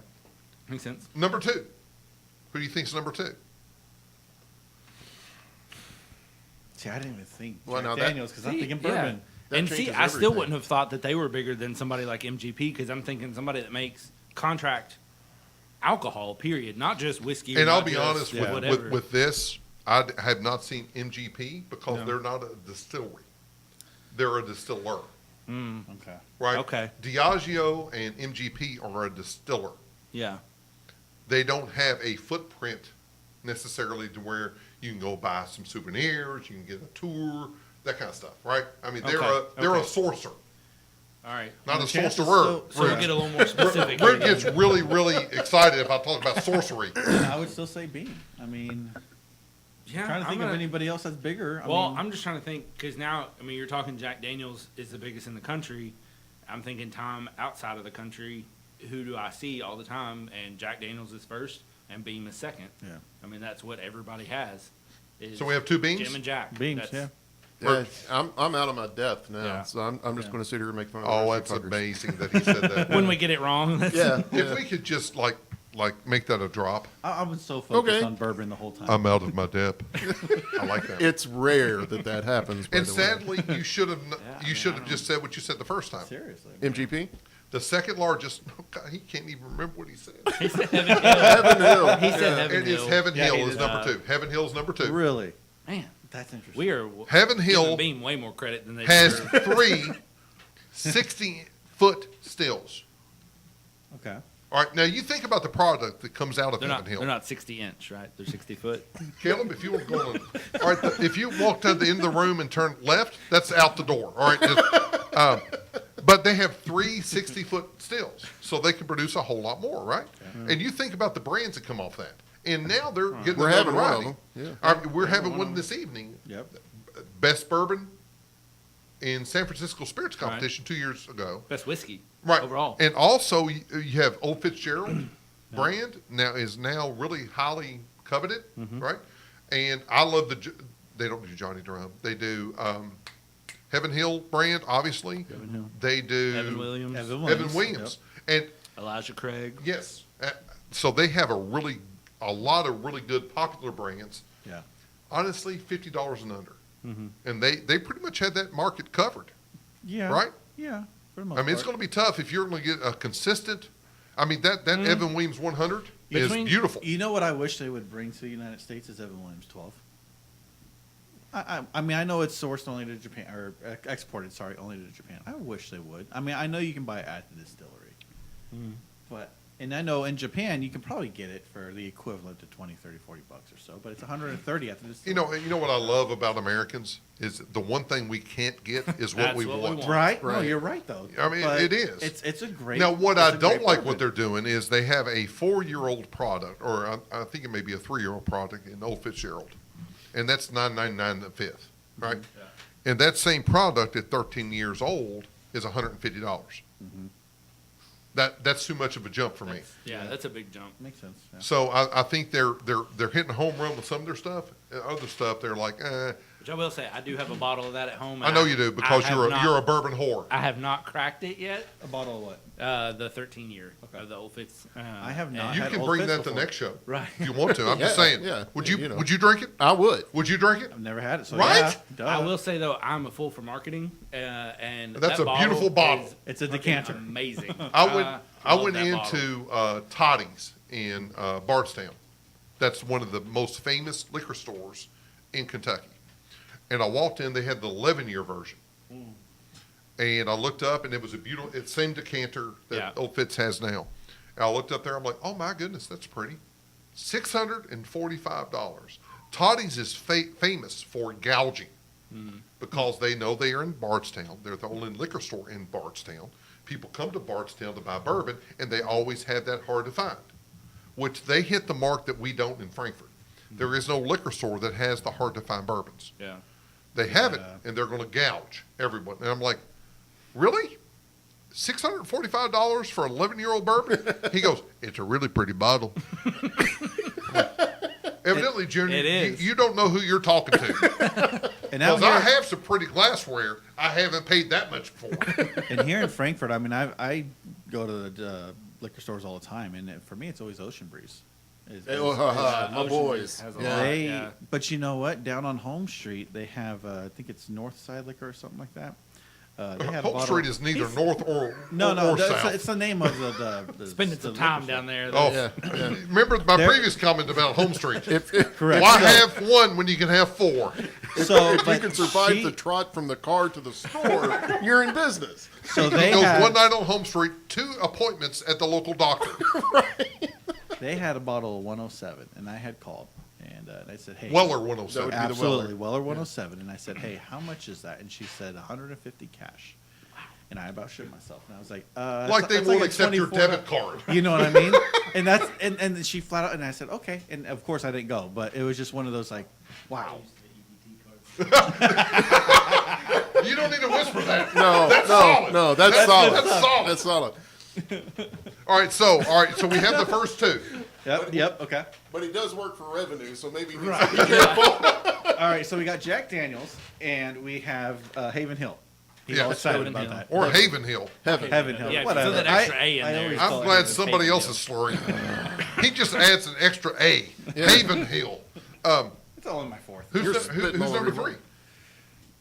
Damn, I'm 3 times in a row. I guess I'm Yeah, gonna go Beam. let's I don't, go Beam. I Why don't not? know who else to say. We're They gonna gotta be on the list somewhere. We're gonna be right sooner or later. Right, It's fine. Root. What? I'm Number 3. already bowed out of it once. All right, are you tapping for the evening? These boys, y'all know more about this stuff than I do. Oh, I that's know a my drop right there. limitations. But he's I a know talent, my remember? Right? He's bringing nothing to it other than Well, he's the and moron in the corner all of a sudden going, you are funny. that funny how it switches on this side of the table when we're talking about bourbon, huh? All right. So evidently the one person we shouldn't have invited was Rick. All right, so number 3, you're saying Jim Beam. Beam. Buffalo Trace is number 3. I said Buffalo How? Trace. Yeah, All right, seriously. now, wait this. I love what they said here. And I did a copy and It's paste. because of Stonehammer. They don't make something. That doesn't make any sense at all. I love this. This is a beautiful statement. Buffalo Trace is number 3. They have just one still, but it's a monster at 84 feet. And it is. I've seen this one. It's a monster. Buffalo Trace has one still. And that some bitch puts out that is every used Okay. for bourbon. Yes. Is Beam even on the list? Yes. Okay. Somewhere. good. We'll just keep saying That- Beam. I can't get that. I mean, yeah, exactly. He's all. His face is how I'm feeling. Because I'm like, what?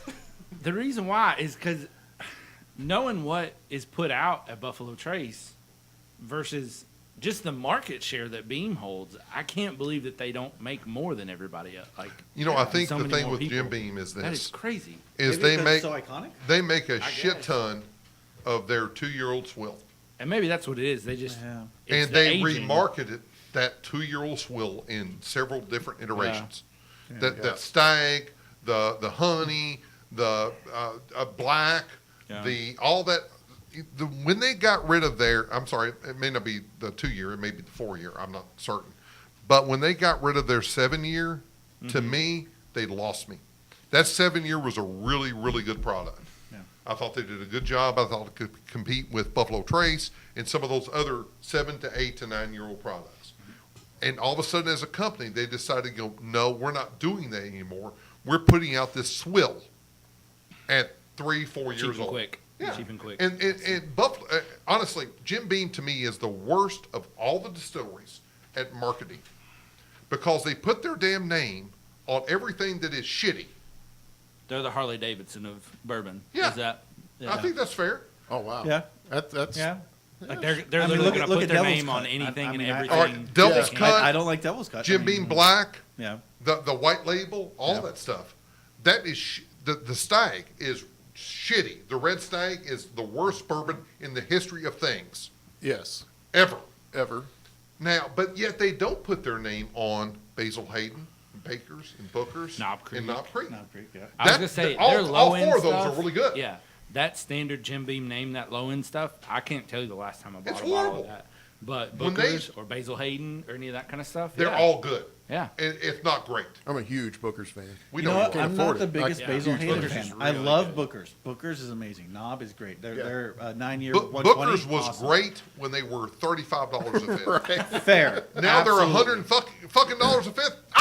My last bottle was $85 or so for their Blue Night edition. You know. Oh, it's cute that you think that's important. Yeah, but you know, I mean that's The but Blue that's Night. Tell me what the Blue Night The is. last one I have is Bluegill Creek, I think. Blue there's- Gill? Yeah. Blue Night. what's I You know y'all- fuckers are Okay. falling for this? Come on. No, It's the Blue Series. no, so Come they on. no. So special, the Blue Light. Almost fell into No. a pond full of so bluegill that's once. they name each batch. Oh, do they? Depending on where it ages. or And what do they whatever, charge so- you for that name? I don't know. It's been a while since I $85 a bought You bottle. know, honestly, they should I have will tell you, They should have charged you the Blue Ball special. That- That's what they should have done. that is the slowest bourbon or bottle of bourbon I've ever drank. The I was- Booker's Blue Knob. Bluegill Creek is the batch that it was. Wow. But Just so because it was harsh. expensive, and it's really good. was really good, wasn't it? Yeah. And I'm down to a tiny amount. All right, you It's know, tough. and I would agree It's tough to that I drink, think but- Booker's is a really good bourbon. But the market that they had with being really one of the first bold, foolproof bourbons, Yeah. I think that now market has gotten clouded by Yeah, a lot of everybody cast strength, does. right? Yeah. And I don't think that they hold up to the other cast strength bourbons. I don't Man, think they I do, don't know. and especially for the price. Because you can get Booker's some is other good cast stuff. strength. It's good, What's man. Maker's Mark cast strength, price wise? Honestly, I've never had theirs. You know what? I've had it. It is good, but I want to say it's like $60 or $70. And I've never. and I Booker's never is picked up upwards Makers. around It's 80 about- to 90. It's about Yeah. $15-20 more for a Booker's. You're right. Yeah. Yeah. But I mean that I'm a huge I'm a Bullet fan, and their cask strength is something that I'm a fan of. Radio edit.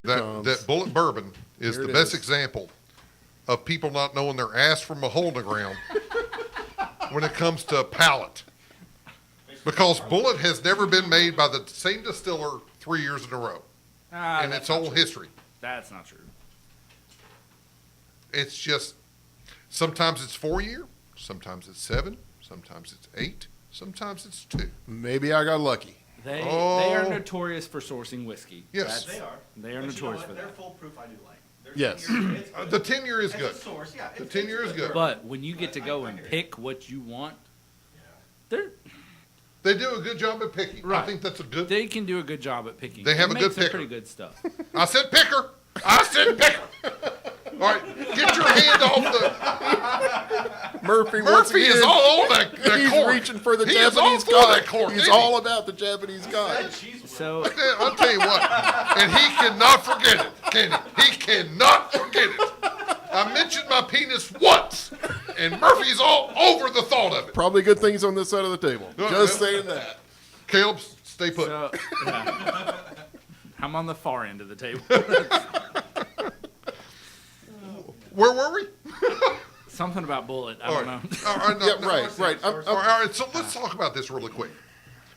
There's a difference between what you make on site and what you bring in from someone else. Very All right, so what you make on site is your own juice. What you bring in is called sourcing. And there is a lot of bourbon distillers sourcing their product. Yeah, we And talked about rebranding two of it. them. We talked about two of them on the mash bill side. All right, so Or on what the- you all thought about sourcing versus producing it on site? So sourcing, I think, it has its own pros and cons. You can take a 15-year bourbon, an 8-year bourbon, a 9-year bourbon, whatever it is, blend it together from other distilleries and such, and make a really good product, depending on exactly what you're trying to achieve there. There we go. But at the same time, I mean, being able to have your own juice from your own distillery and everything, that's... I looked right at Root.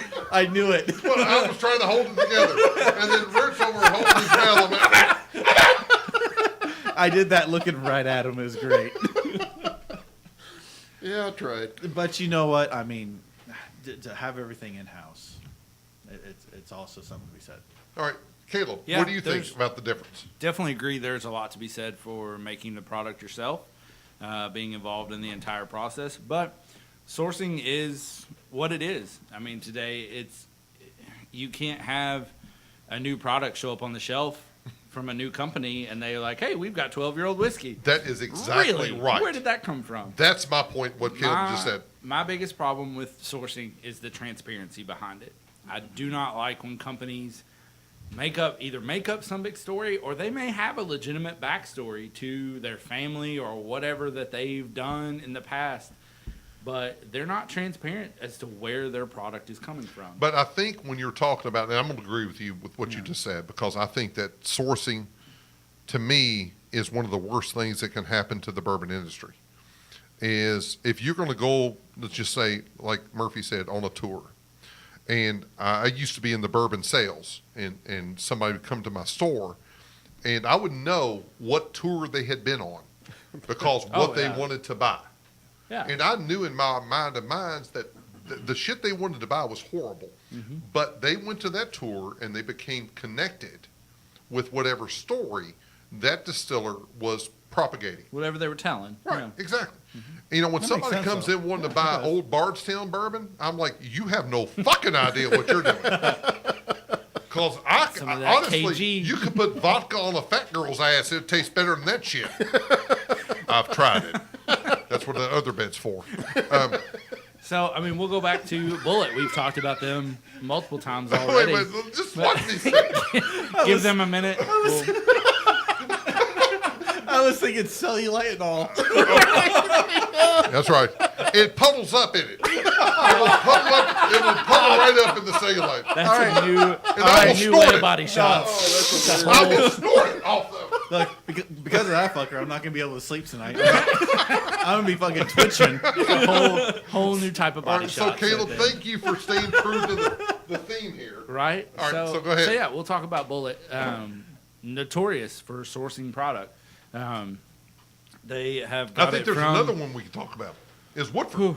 Yeah, Woodford. No, Woodford. All right, if you go to Woodford's distillery, and it is beautiful. It is. Like Murphy said earlier, it is beautiful. It is. Wonderful It's site, picturesque. wonderful site. There is no Old Oscar Pepper Distillery. There is no fucking way that they can make everything they need at that distillery. No, No. they're off-site. They Because have to the be. one time, You've got what, 4 wood vats that are fermenters that are 6,000 gallons, something like that. yeah. But yet, No. if you go to a liquor store, you will never see Woodford Reserve out. Oh no. Every Or an hotel, hotel, every bar. airline that you go to, Yeah. If you're lucky, you might see their double oaked out. probably not. Maybe, but I think that's what Here's they're the doing there. difference, though. Here's Yeah. the difference, though. So you are qualifying Woodford as a distillery solely in Versailles, and then they're sourcing from someone else. The thing is that they are Brown Forman, Yeah. and Brown Forman is the But Louisville so's Jack distillery. Daniels. And so is Jack Daniels, right? So they could be sourcing too, but it's still within one company. See, Yeah, I Bullet think- is going to, All right, now or we're starting to was- see the blur right. of bourbon. It is. It's Well, the there's bourbon a blur. lot. We can coin a phrase right now. Yeah, the It bourbon is blur. the bourbon blur. And now, along with your phrase, Bourbon blur? no, yeah, absolutely. Copyright. Some Trademark. Some of these micro 2019. distilleries that we've been to on the craft tour, they are taking smaller barrels, 26 gallon or smaller, and they are aging faster because of the surface area. All right. You're And going I've to seen watch this. Caleb and I's mind explode. No, and that's fine. But I've seen, and one that does it is Bluegrass Distillery. That's They not a real age it. place. That's I get that's that. a cartoon character, I think. But now you see where they do that kind of stuff because they're trying to mimic and trying to catch up with the speed that it takes to age. Yeah, bourbon. when you're And new, it you just have takes to. patience. I mean, takes that's when you're patience. new. All right, That's no. why you'll see new distillers. They But start new with something distilleries clear. Usually source. They source, but if they're going to jump into the market selling Yeah. something aged, if they're going to sell something brown, then they have to source. Yeah. But if No, I disagree start. because I think you see a lot of distillers now that if they sourced, it would be a better idea. some of them, yeah. But you have a lot of, I'm going to use Old Crow Distillery as an Okay. example, OCD. All right, if you pick up their bottle of OCD, which makes me fucking mad every So time I do it, That's Glens Creek, right? Yeah. Is that? Okay. Yeah. but it says, and they have a beautiful bottle, it's really cool marketing. You pick up their bottle, you turn it around, it says aged at least 6 months. Yeah. Well, once it technically touches the barrel, It's bourbon. But no, here's my thing: is Doesn't mean it's if, good. if I am starting a distillery and I put my fucking name to some 6-month-old swill, then all of a sudden, once I get that $50-$60 from someone, I will never get it again because I have shown them this is what I think bourbon should taste like. That pisses me the fuck off. Yeah. Now, contrastly, we have a distiller here in Kentucky called New Riff. Mm-hmm. New Riff has shown up, and they waited 4 years. Castle and Key showed up, and they're waiting 4 years. We have not seen the bourbon yet. But I was just But saying, they what are else are they waiting. doing? They did it right. That's the though, thing. They're because doing other products during But- that but time. But here's the thing. they didn't source it underneath, or they didn't launch it underneath New Riff. They waited until they had their bottled in bond or their. Right. Right. They did it right in my And view. there's they a did it difference right. between if you're going to source your shit. Yeah. If we're talking about But- Bourbon County distillers, Bourbon County distillers Yeah. has a 12-year-old bourbon Okay. that is wonderful. I've tried it. It is wonderful. It's MGP. Yeah. And they said, we're getting ready to produce our first bourbon here. Mm-hmm. And they said, we're going to make it on the 12-year profile. And I looked at him, and I'm like, Love that word, profile. I'm sorry, what? Well, we have been sourcing our bourbon from MGP. It's a 12-year-old bourbon. And we're going to make a 12-year-old profile out of 4-year-old bourbon. I'm like, oh. It's going to That's taste cute. like that. You know Sort what? of. If anyone could do that, we would. Everyone would. Shit. If we could put out something that tasted like it was 12 years old at 4 year, we would do it. Yeah. Right? Yeah. It still takes 10 years to make a 10-year-old bourbon. Just that simple. Sourcing is the worst thing that can Nah. happen to bourbon, in my mind. I get Chime where- in. I get where you're coming from on it. I mean, I do.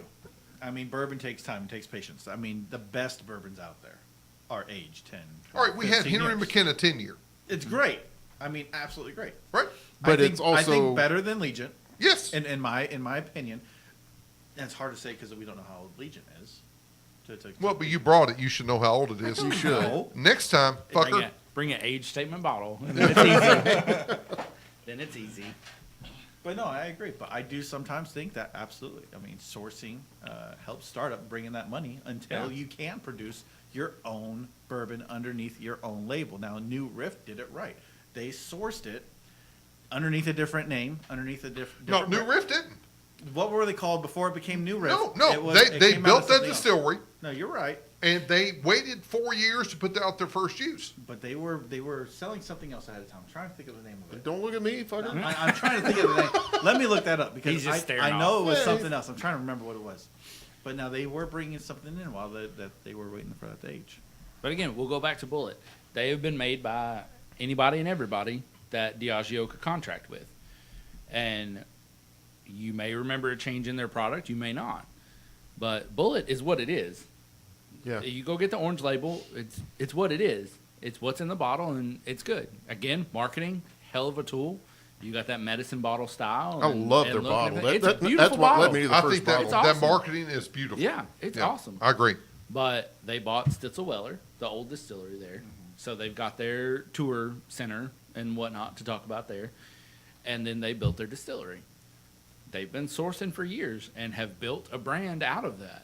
And now they're going to be making their own stuff. Is it going to be as good? Is it going to be better? We'll see. We'll see. And Yeah, I think we don't know. I think this is a good time to speak about, is age important or is taste?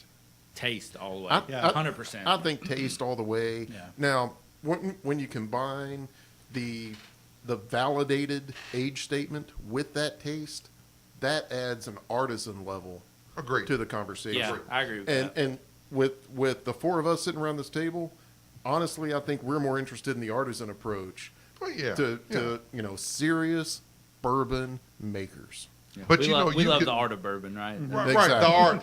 Exactly. The art of bourbon, he is awesome.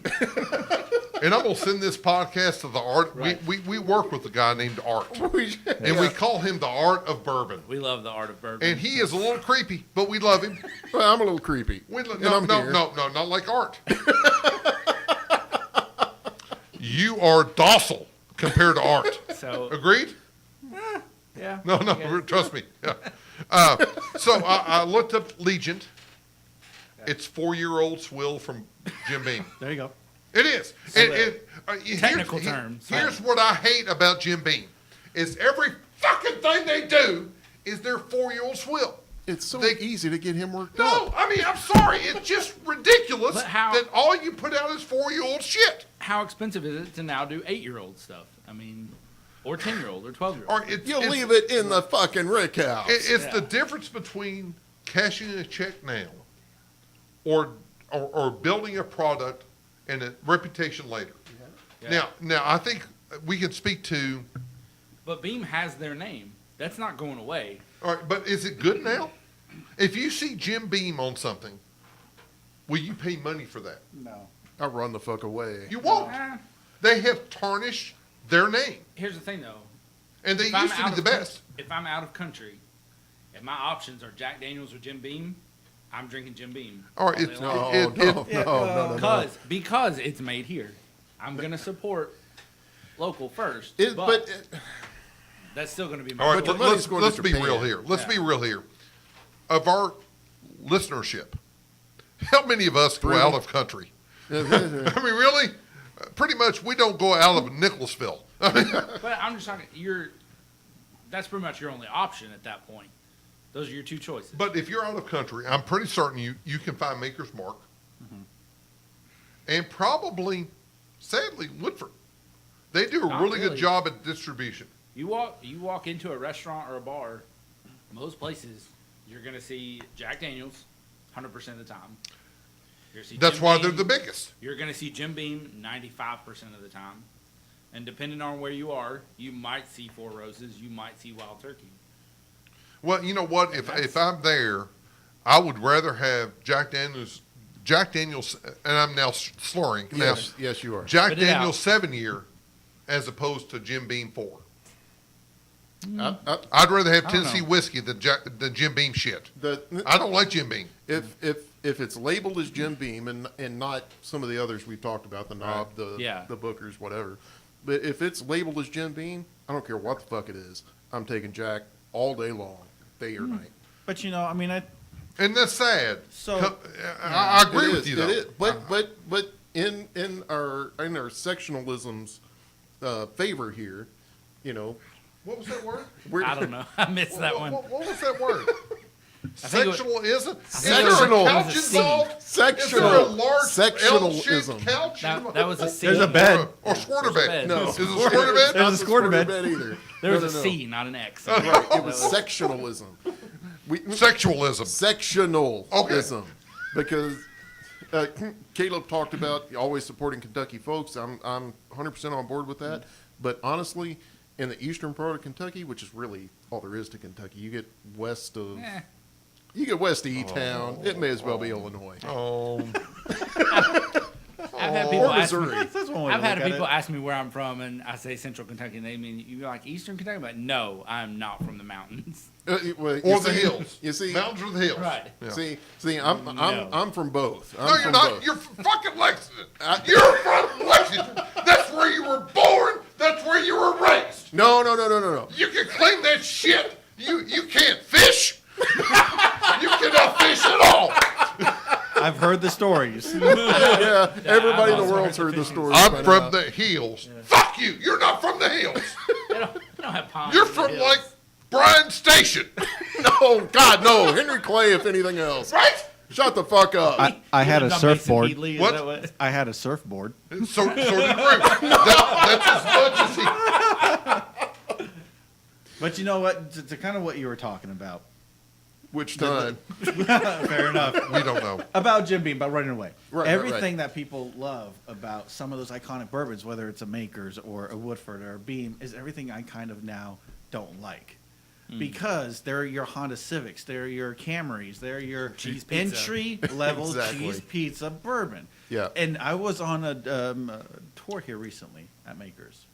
And the tour guide, the tour guide told me, I won't say his name, but the tour guide literally told me, if you seriously drink bourbon, you don't drink regular Makers. Good on him. And, Good on and, him. and Yeah. I could not agree more. Because Yeah. he's absolutely right. Now, that Private Select is awesome. It's a good bourbon. They Now, have granted, a lot of good product there. They do. And Well, I mean, they make some good stuff, but he had a very good point. Was that Because the- I've gone away from all those. Yeah. Was it the 46? Is that The 46 Maker's is 46 really is good. really That is good. really good. Now, okay, Yeah. their barrel selections on how they do the private selection, that's awesome. Yeah. That's awesome.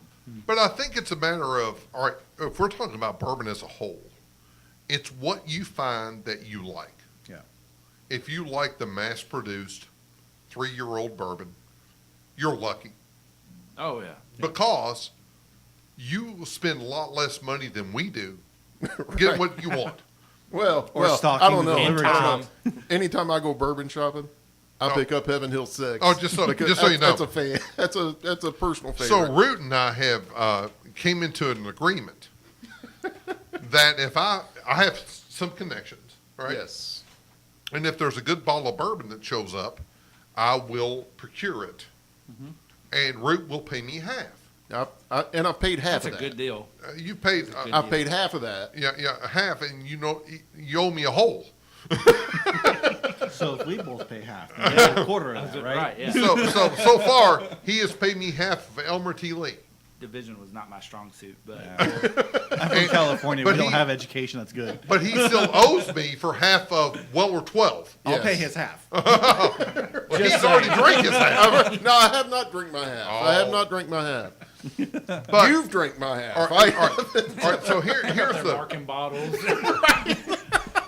I can see that. It just says dating root. it.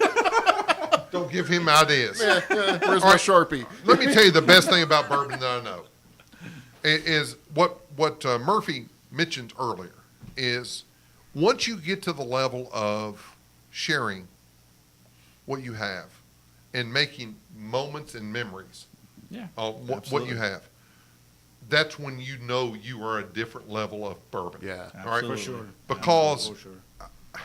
bourbon used to be, as we mentioned before, a consumable that you use to get rid of your day, Yeah. right? Yeah. Or to dampen your day, right? But now, bourbon is something that you use to elevate a moment, Yeah. right? You have 4 guys sitting in the basement. Let's On bring a some beautiful bourbon. summer day in Right. Kentucky. Yeah. Hey, how about we just hearken ourselves to a basement And 10,000 one other Legion things. cork. and the penis Said the cork? squid. It was the penis cork. But I mean, once you get to there, you're like, that's what bourbon has now become. It's evolved to something that makes a good moment better. That's what it should be. I will tell you, I've come across many people that they hoard bourbon like no other, and talk to them about what they've bought recently or whatever, and they're like, "Oh, I bought another bottle of Elmer because you mentioned it earlier." I love Elmer. They're like, I've got 6 bottles under the bed or down in the basement, Yeah, but see, I bought another bottle. Like, what are you doing with it? Well, it's hard to get, and I'm like, the only reason we make it or anybody makes it is for you to drink it. So you're not doing yourself any favors or anyone else any favors. if It's you're not drinking it. appreciating in value under your bed. It's not going to I go had up. this. I just had this happen about 2 or 3 weeks ago. I went out to, like I was just talking about, Makers, and I bought their 101. It's a limited release that they only do at the distillery. Which he did not bring here. I know, right? You should have told me. He and brought the actually, half I pour would've- bottle. You know what? knew you were coming for 3 fucking weeks. Can I ear hole him? Yes!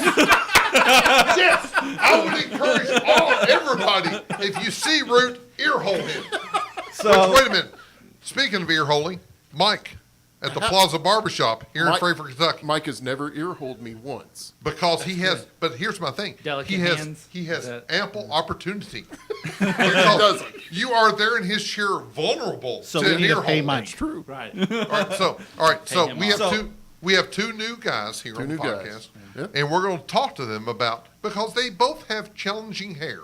Yeah, I'm always looking for a new place to get my hair All right. cut. No. All right. So Murphy. I say military high and tight. No, I no, mean, no, I don't no, know all how- right, stop. Well, you got the high part. I Stop. don't know about the tight It- part. It's coming back like Count Your Dracula. tide is getting loose, is what I'm saying. Your tide is getting loose. All right, so we have various forms of hair in this room right now. Yes, we do. So we have Root, which has the bangs. He's trying to hang on to the 5-head. It's not a 4-head, it's a 5-head. It's quickly becoming a 3-head. Right. And then we move over to Murphy. This is a senior citizen Justin Bieber kind of thing.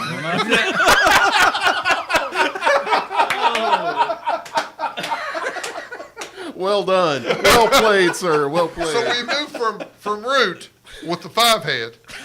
We go over to Murphy that has the self-cut. yes. Do you cut your own hair? I don't. You should. Oh, God, you're paying too much. Now wait. You're Now, paying too much. I You're used to. paying way too much. If that is what you're paying for, overpay. I used to. I used to cut my own hair when I was in the service and stuff. I don't And you- anymore. Well, that was fucking easy. What, you put a number 2 clip on there? Yeah, let and it just go. ran over the bit. Yeah. Well, because on the boat, I mean, you'd be rocking so much, All you right, can't so- get a good so line. Murphy, if you're paying for the haircut you have, Yes, sir. you should start cutting your hair again. Because that's a number 1 blade. That's all that is. That's all that is. And now, all right, now Caleb over here, Yeah. he has got some style. He uses does. product. I can tell. A little bit, yeah. So I think from the God, it's sad. He's 17, remember? No, but Right, yeah. oh, we have my haircut. Was there a birthday since he came here? He may have gotten older. We have my haircut. We have Caleb's haircut, and oddly, Root, you're number 3. Oddly. And then we have Murphy. Well, That is, it's just like he has clippers and fell into them. For real. and honestly, the only reason I rank with the Jameses and the Calebs of the world is because of Mike. Right. I mean, you know what? I ain't gonna lie. I'm not gay. Sure. As he looked at the bottle of Legion. I'm not gay. But when I walked into Root's office the other day, Oh, come and on. I walked in, I'm like, you know what, dude? Man, your beard's on point. There you go. Because when I met Root, It he was had a little rough. he had a goatee. Oh, that's true. That's just like a beard, only not. Hey, now. That's like a gay Next version to. of a beard. No, next no, to no. Yeah. next to a beard. Right. Now, see, my Mexican side, I can't. I'm Mexican? You have a Mexican side? Mexican, That seems racial. right? It is. I It am. is a race. So- Yes, that is I correct. can't. I can grow out a good bit of it, but it won't come in like a full beard. You know what? I thought the same thing until I became a man. Ear And I pulling actually James. waited. I was patient. Just like bourbon. If you wait and you're patient, Better, right? things will be better for you. So you If can you build use. it, they will come. Yeah, and that's just like showing up to Mike's on a Saturday morning. If you don't He get is there at still 8, jaded about no, you this. were late. yeah, I heard right, that. You right. were late. If you don't get there at 8:00, you got to be patient Wait a to minute. wait this out. Right. Because I went there at 8:00 Saturday, and I was like fourth in line. Right, Because Mike is that good at cutting hair. he is that good. Murphy, you would not know this. Well, No, where do I you need wouldn't. to go to Mike's? All right, Because so I you get need a to go 4 to the and 1. Plaza Barbershop Okay, at the Save-A-Lot parking lot here in Frankfort, Kentucky. there we go. All right? Where was that again? I'm sorry, I was taking a The drink. Plaza Barbershop here in Frankfort, Kentucky at the Save-A-Lot parking lot. If you walk in, honestly, it's crazy. They have 4 chairs, right? And all those people are there, and there is 4 or 5 people deep waiting on Mike because he gives the best haircut. Now, Caleb, you have a beard. Yes. You cut your own, don't you? Yeah. All right, It shows. Is that bad? No, I don't know. you have a good beard. He has a good beard. Yeah, he's a good beer. It's not great, No. but it's good And you know why it's not great? because 'Cause I Mike haven't has not been cut Mike, no. your beard. See, that's what I'm talking So about. here's do. the thing: It's a Mike struggle. will cut your hair for $12, and he will give you a really good haircut. Yep. But here's the deal: Murphy can't understand this because No. he has a goatee. Yep. Well, I remember the time I had a goatee. I was 12. I'm it getting was- close to midlife crisis. So was I. It's It was okay. just a well, few no, years ago. but Caleb nailed that. I hope you heard that. It was awesome. so yeah, I used to have a goatee like Murphy. Yeah, I think I was 15. yeah, right. You know, something like that. But I mean, the haircut at Mike's is $12, which is a really good deal. That's Right. a great Yeah. deal. Yeah. Yeah. Great deal. But the beard is $3. You get somebody that knows what they're doing for And he $3. And now, Root has got a square beard. It's wonderful, right? It But needs now a little work mine- right now. It's been a couple Mine weeks. is more of a point, right? Because I don't want to be him. I don't. But I went to a bar the other night. This is no joke. Went to the bar by myself. Pick up somebody? Because I'm creepy. What was his name? No. I will put this. You assume I will there put was this- one. Oh, that's Where- true. Murphy, What were the bros' you names? take one ear, I'll take the other. So I went to the bar, and a girl came up to me and bought me a drink. I had the drink show up at the bar, and I was was her like, name Lola? La la la la Lola. Yeah. So I saw. He said the girl bought you a drink. I'm like, oh, I'll drink it. And she goes, you look like Wolverine. Oh. And my dick got hard and went home. Not That with was all Lola. he Not knew. with Not with Lola. Lola? That's all I needed. To the I squirt just bed? needed one time. I just need to go home by myself. But that's what Mike will do for you. Put in X-Men 2, and that was the night. That's it. That's what Mike will do for you. He will get you to go to a bar and you get to And go leave home alone? I'm pretty sure that's not what Mike's after, pal. I'm pretty sure that's not what But Mike's go to after. Mike's Barbershop here in Frankfort, Kentucky. Save-A-Lot parking lot. Get your beard done. Get your hair did. Oh, my goodness. He made Root look passable. And that is a statement. I was going to say, that's a challenge. That is a challenge on Murphy, a good day. I'm just going to say right now, go. Yeah, Hey. go. Do your wife a favor and go. Yeah. Just say Beards are rough doing them by yourself. I mean, You know what? I'll Yeah. try it out. I've gone to the Leestown Barbershop in Lexington, Kentucky, and it's an Armenian place. And they've I've always been done there. good. Yeah. They're good. It's a very good barbershop. But they're angry. Yep. But you know I've what? been there. Right there on Leestown Road, right? Yeah, Leestown Road, right by the, Right, the big American. bad wolf. Yeah, Bad Wolf and American Legion. Oh, I will tell you what, man. They are angry people. And I've been getting my haircut there for 3-4 years, and before that, I used to cut my own hair, all that kind of good jazz. But no, absolutely, because here recently, actually, fucker. literally, this haircut that I did was at You did. Oh, No. We heard it. No. We heard it right there. He did it. He My did. bad. If you didn't do it, What the heck is the name of it? you were over there, overcharged.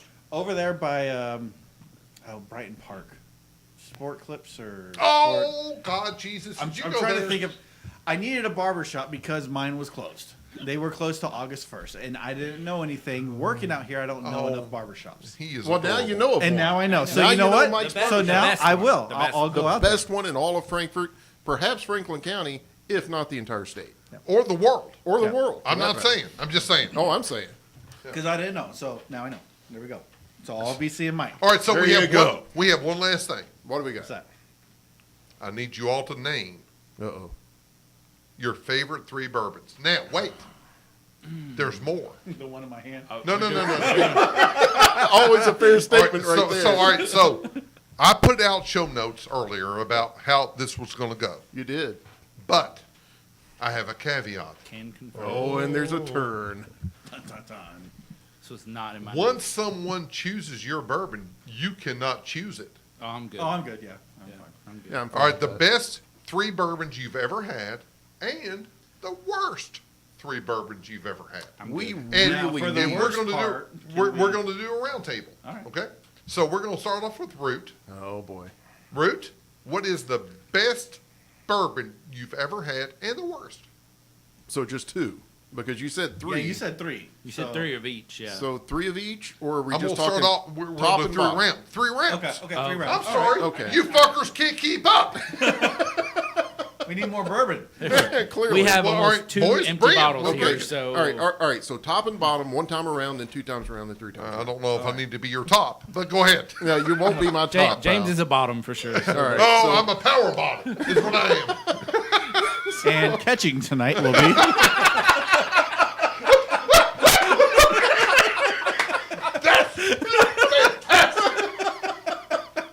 All right. All right, so I'm probably going to steal somebody else's on the top, but since I was elected as first, I got to go with the Weller 12. All right. Why? Okay. Oh dear God, how many whys? It's no secret to anybody who listens to the show that I'm a fan of. No, I'm a fan of knowing what I'm drinking. When liquor hits my mouth, it has to tell me something immediately, and Weller checks that box. Weller 12 checks that box, but just the mouthfeel, it's silky, the finish. Exceptional mouthfeel. Oh my God! Shut the fuck up, both of you. The nuttiness. Was there nuttiness in there? Oh God, why did I go there? Was there a full candy corn in that one? All right. I have to interject here. No. All right. The Really? first time that Root had Weller 12, That was recently, right? we really recently. It was on the battlements of Castle Reeves. Yeah, right, and we talked about splitting bottles when I have a chance to buy one because it's easier that way because it gets expensive. And I watched him drink Weller 12 for the first time. It's always good to have a sugar daddy. So then, Right, right, because it gets daddy juice. That's what I'm talking about. But I watched him, and and it was really refreshing to see someone try it for the first time because I'd had it before. And I watched him, and he goes, I thought I had bourbon before, Yeah. and I have not. And that was the best compliment to that bourbon. I Yeah. thought I had had bourbon before, and I have not. Yeah, that's exactly it. I mean, And it's a wheated bourbon, 12 years old. It's sweet by nature. Mhm. It's easy. It's gentle, right? But he still loved it, even though he loves the bullet rye and all that really harsh, aggressive stuff, the Bookers, right? Yep, But in your mind, the best you've ever had is Weller 12, is Weller 12. which is the opposite of I all say you that went shit. hard. You went hard opposite direction. well, Yeah. but Because it's about quality.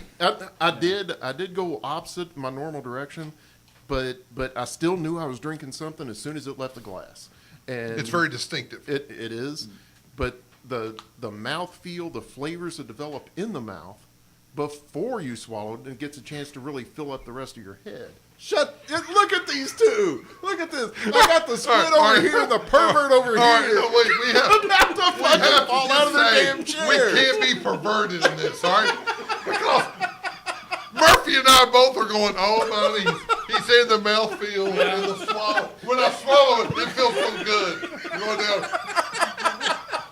Oh, my God. This is what guys do when they sit around and drink. Oh, my God. And talk about All right. Talk about anything. I'm going to turn both y'all fuckers' mics off. That's it. I'm out. I'm done. I'm done with the both of you. What I wanted to say or try to say. All right, so Weller 12. Weller 12 and I'm out. I'm done. Weller Murphy, 12. what's your best ever? And Best you can't ever. copy me, you The fucker. first- Wait. So are we doing best and worst, or are we doing best first? All right, no, I'm sorry. You're right. What's your worst? Oh, the Stonehammer. Why? Because it is it. I think Alex said it best. You may have. It tastes like what you might smell in a gas station. I mean, In the bathroom or out in the gas station? both. I mean, Is it over by the deep fryer?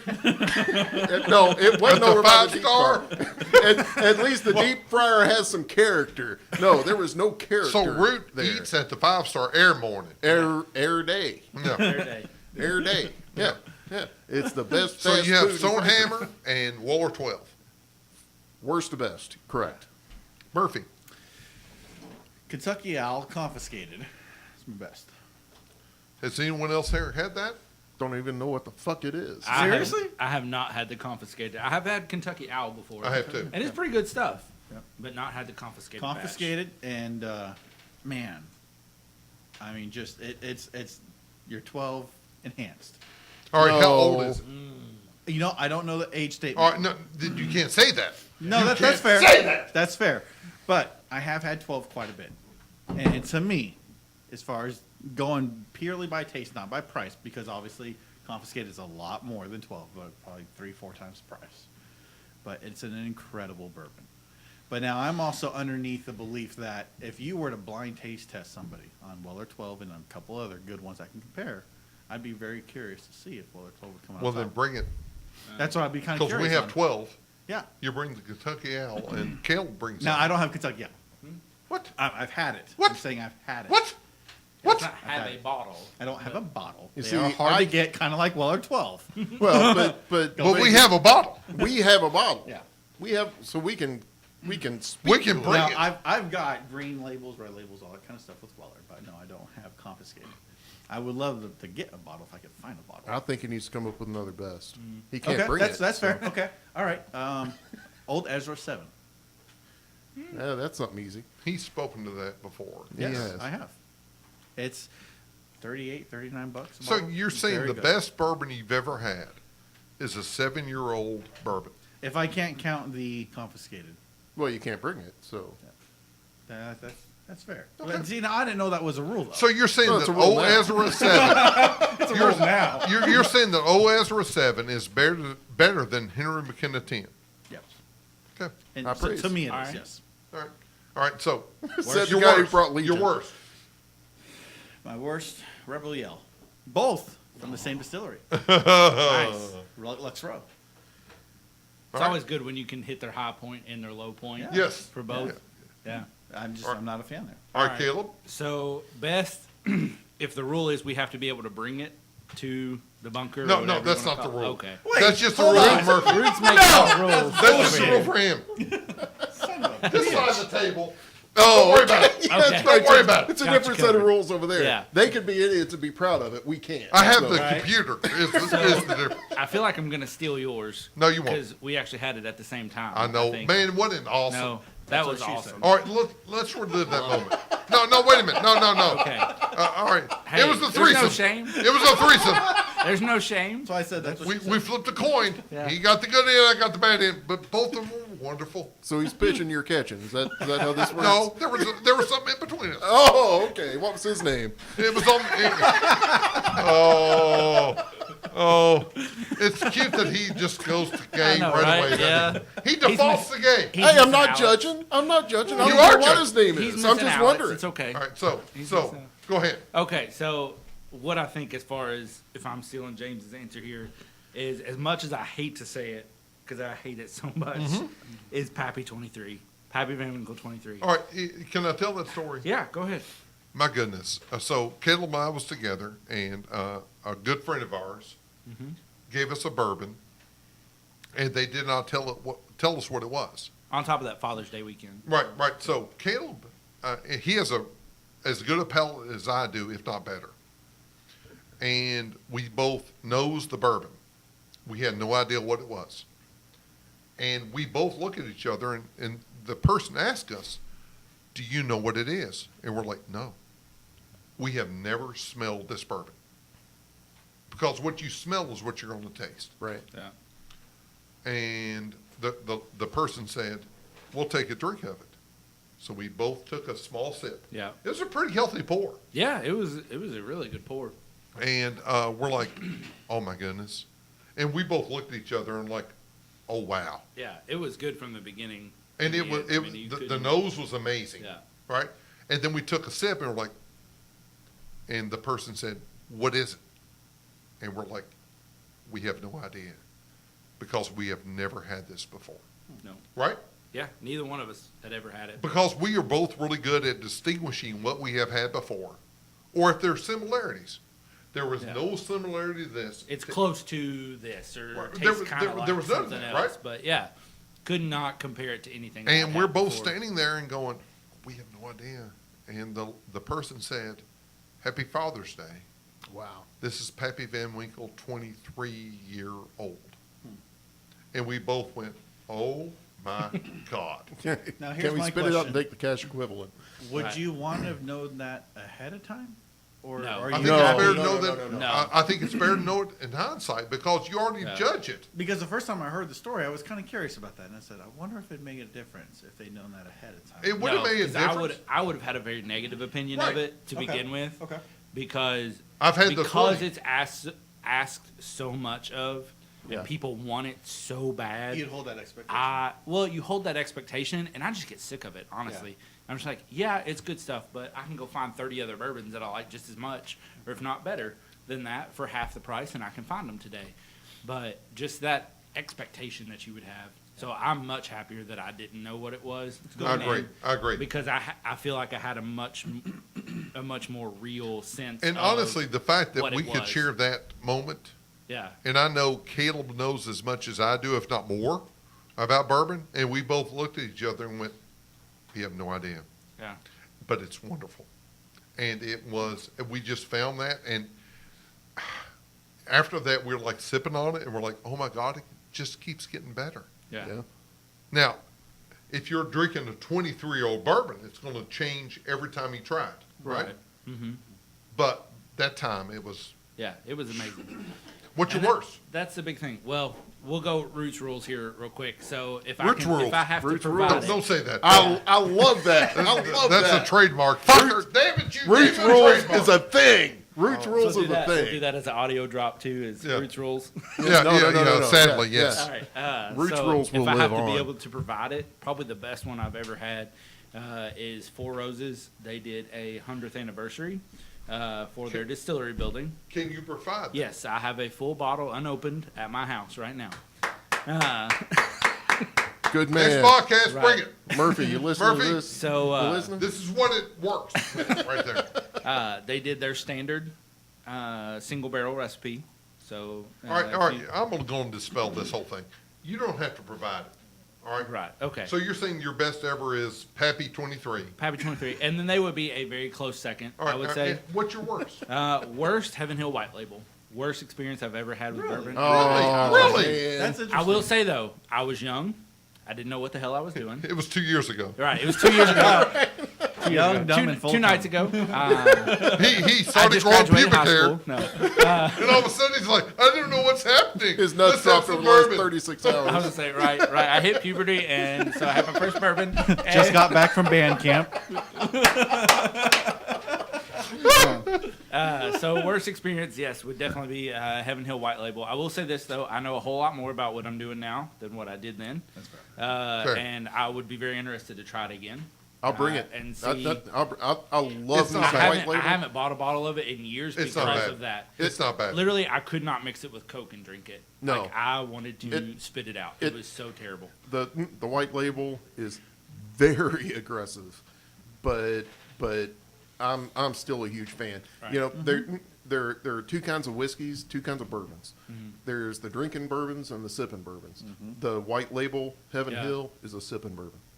Yep, Booker's is a sipping bourbon.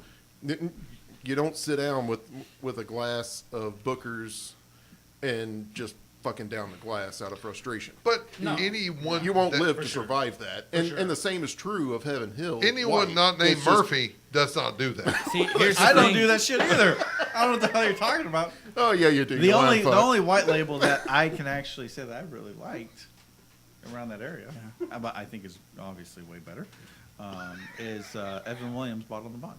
That's a great bourbon. The white label? Yeah. Yeah. Great It's bourbon. Good fantastic. things about Good that. stuff. Yeah, But it is I will good. tell you, I've had that. it's the first bourbon I ever contemplated pouring down the drain was Heaven Hill What's that white label? And like I said, we'll chalk it up to age and inexperience. Fine. And that's probably what it was at the time. It was 3 months ago. Right. But it just I could not drink it. It was not good straight. It was not good mixed with Coke. It just did not taste good. Period. All right. So mine. All right. So what's your two? So we'll say best was Pappy 23, Yeah. as much as I hate to say it. And worst was going to be the Evan Williams white label. Okay. Or Heaven Hill. Hill. Sorry, Heaven Hill white Heaven label. All right. So mine. My best ever. And so, just so we're clear, let's do a quick summary of where we are. Weller 12 is on the top list, and I'm doing my Kentucky Owl confiscated. I don't Yeah. care what y'all say. that's perfectly Did he valid just now say that he's over. Kentucky L? Yeah. He kind of Cunt. struggled through that a little bit. Southern Kentucky We'll California go boy. last in the Yeah. Mohicans here, Kentucky. I remember the last time I was ever raised here. Give me a banjo, fuckers. and then Caleb's best is Pappy the 23, is the that's what it Pappy said. 23. Yeah. So what's your best? You can't choose any one of those. Thank you. Yeah, you're welcome. I set the rules. I know the rules. That's you're slurring after sniffing that a bottle, doesn't man. work on I podcasts. got to throw I it know. out I know. there. Right. He got a double So bird. my favorite bourbon ever. Caleb took mine. Yeah, he did. I warned you to begin with Oh, no, that I was I'm going fine to with take that. it. I think my favorite bourbon ever is William LaRue Weller. Dang. It's barrel strength, so dependent upon when you drink it is what you get, right? The one I had was 125 proof. It's just what wheated bourbon should taste like. And It's strong, it's bold, it's gentle, it's easy, it's everything. I mean, I think wheated bourbons have a much broader profile than rye bourbons do. yeah, I would agree with that. And in full disclosure, James invited me out to an opportunity to taste that, but I was otherwise indisposed. No, what it was, he was a pussy. He did Was not that come the to sniffles? Was that the day? Oh, Caleb brings out a reference. Look at that. But I had the sniffles. I couldn't quite make it out. Now, I heard that episode. but Something about a tickle in the throat. Or Oh my God. But Jesus. And the squid brings out the, Jesus. but All y'all, fuck you. All y'all, fuck you. but my wife said I couldn't come out. Oh, shut the fuck up. the one we haven't met yet, right? Yeah. No one's met. No one's met. I've been knowing him like 2 years. No one's met her. I've met the dachshund. I have not met her. The dachshund was pretty Little fucking do you epic, know, though. little do you know. So the William LaRue Weller is my favorite. All right. I mean, because it really encapsulates the boldness of bourbon and the smoothness. And the way I knew that was my favorite was I put it next to Weller 12, Okay. which was my previous favorite. Yeah. And I tried the Weller 12 because I always go youngest to oldest. And then I tried the William LaRue, and I'm like, oh my God, What was that first name? it's not. I will put. He's reaching for weapons now. And then I tried the William LaRue, and I'm like, oh my God, it's not even close. It's not even close. And I realized at that point that was the best bourbon I've ever had. Now, my least favorite is not even close. Old Bardstown Oh, yeah. is you the mentioned that earlier. worst damn bourbon I have ever had. You Okay. hit, what, $8 a bottle, something Well, like or that? if it's 8, it's too much. I thought they paid you to take it. It's too much. Old Bardstown. It's a buy one get one. Is that? Old Buy one, Bardstown's get a all. It's bottle and bond. Yeah. What? It's 4 years. 4 years from Really? proof. How many? I put too many fingers up now. It is bottle and bond. And I tried it, and I'm like, I took a sip of it, I'm like, I need to love this. Oh, it's horrible. It is horrible. Why? It rapes your palate. No means no. No means no to your palate. It's horrible. It's horrible. If you've not had it, don't. If you have a chance to try it, Don't. stop. So this ranks up there for James as one of the many bourbons that James has had. And what, James? Sucks. That's one of them. That's one of them. Yeah, that is true. All right, there's Stonehammer. Old Bardstown. Both of them is like drinking piss from a horse, only a little bit softer. I don't know, Murphy. It sounds like the voice of experience there. That's yeah. I kind of. That's what that bed's for. That's what that bed's for. So you had horses down here now, on the Rich, regular? He Rich, sounds familiar. what's your number 2? The second best bourbon you've ever had, and the second worst. Oh, number two. That's a tough call. Okay, so I I can't really always think on throw it it to because I him. wasn't. He is never ready. Right, He is right. never ready. He's I was, had 3 people to figure this out. right. Well, He saw the rotation. All right, we'll skip And that him. fucker is so dense, he cannot figure out that. Murphy, yeah. Let's just move on. All right. Evan Williams. That's a tough call, though. What? It really Evan is. Williams. your best? Second best. You said second. Yeah. 12 year. What color is that one? That's the Blue? Green. Green. Green label. Okay. That's the one that's only sold at the distillery because it's exported only. He's fancy. The only downside to that, like I said, the only downside to that one exported only, and it's $130 a bottle. That's the only thing I don't like about it. The only thing?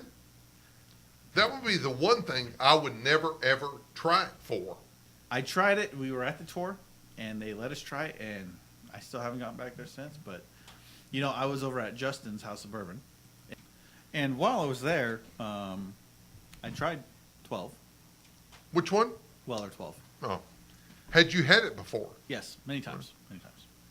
And actually, kind of rewinding, I had 12 year at Justin's. Later on that day, I had the confiscated, comparatively. Isn't it cute the way he rolls? Yeah. I mean, because kind of I'm like over that. here like sipping on some H&H 90. So, anyways, so I I'm had glad asked. we invited a rich guy to the podcast. Apparently. I had asked Brian, who was the bartender there, coincidentally, obviously, for same first names, but I asked him if he had a choice between Weller 12 I bet he didn't make Brian's knob juice, though. I'm just saying I that. bet he wanted to. I bet he would love to. Just saying, you guys enjoyed it. But I asked him Couldn't the same have some thing. more. And I said, price aside, Weller 12 or Evan Williams 12. He said Evan Williams all day long. And that's just it's a different. I think it's a better bourbon. Yes, it's a lot more expensive. Does it hold up to itself? I think it's grossly overpriced. I think that it should be more widely available at a better price here in the United States. I don't see it happening though. But it's just for what it is a very good bourbon. So where were we?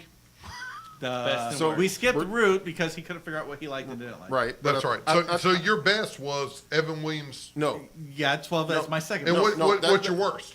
No. We haven't gone to worst yet. We started with the best, and his was some fucking Evan owl Williams thing that 12. could. No. Well, this is the second round. Right.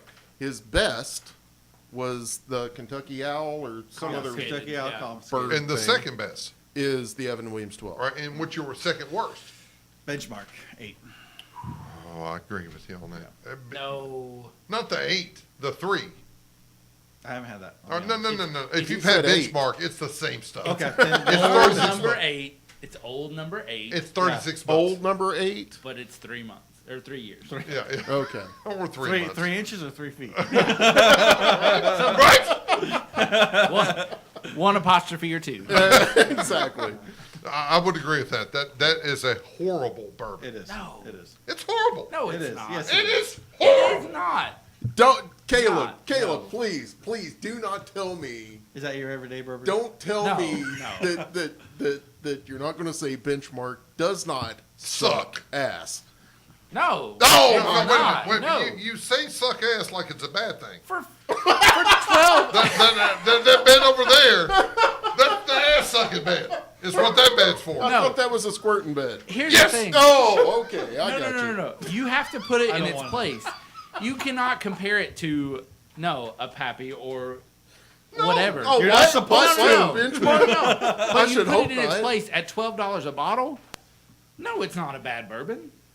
No. At $12 I wouldn't say a it was. bottle? I have a No. hard time drinking that bourbon. If you I put it do. in its price point, if you put it comparatively, I can buy a case of I Old would not English call for it- $12. I would drink that over Benchmark. H&H.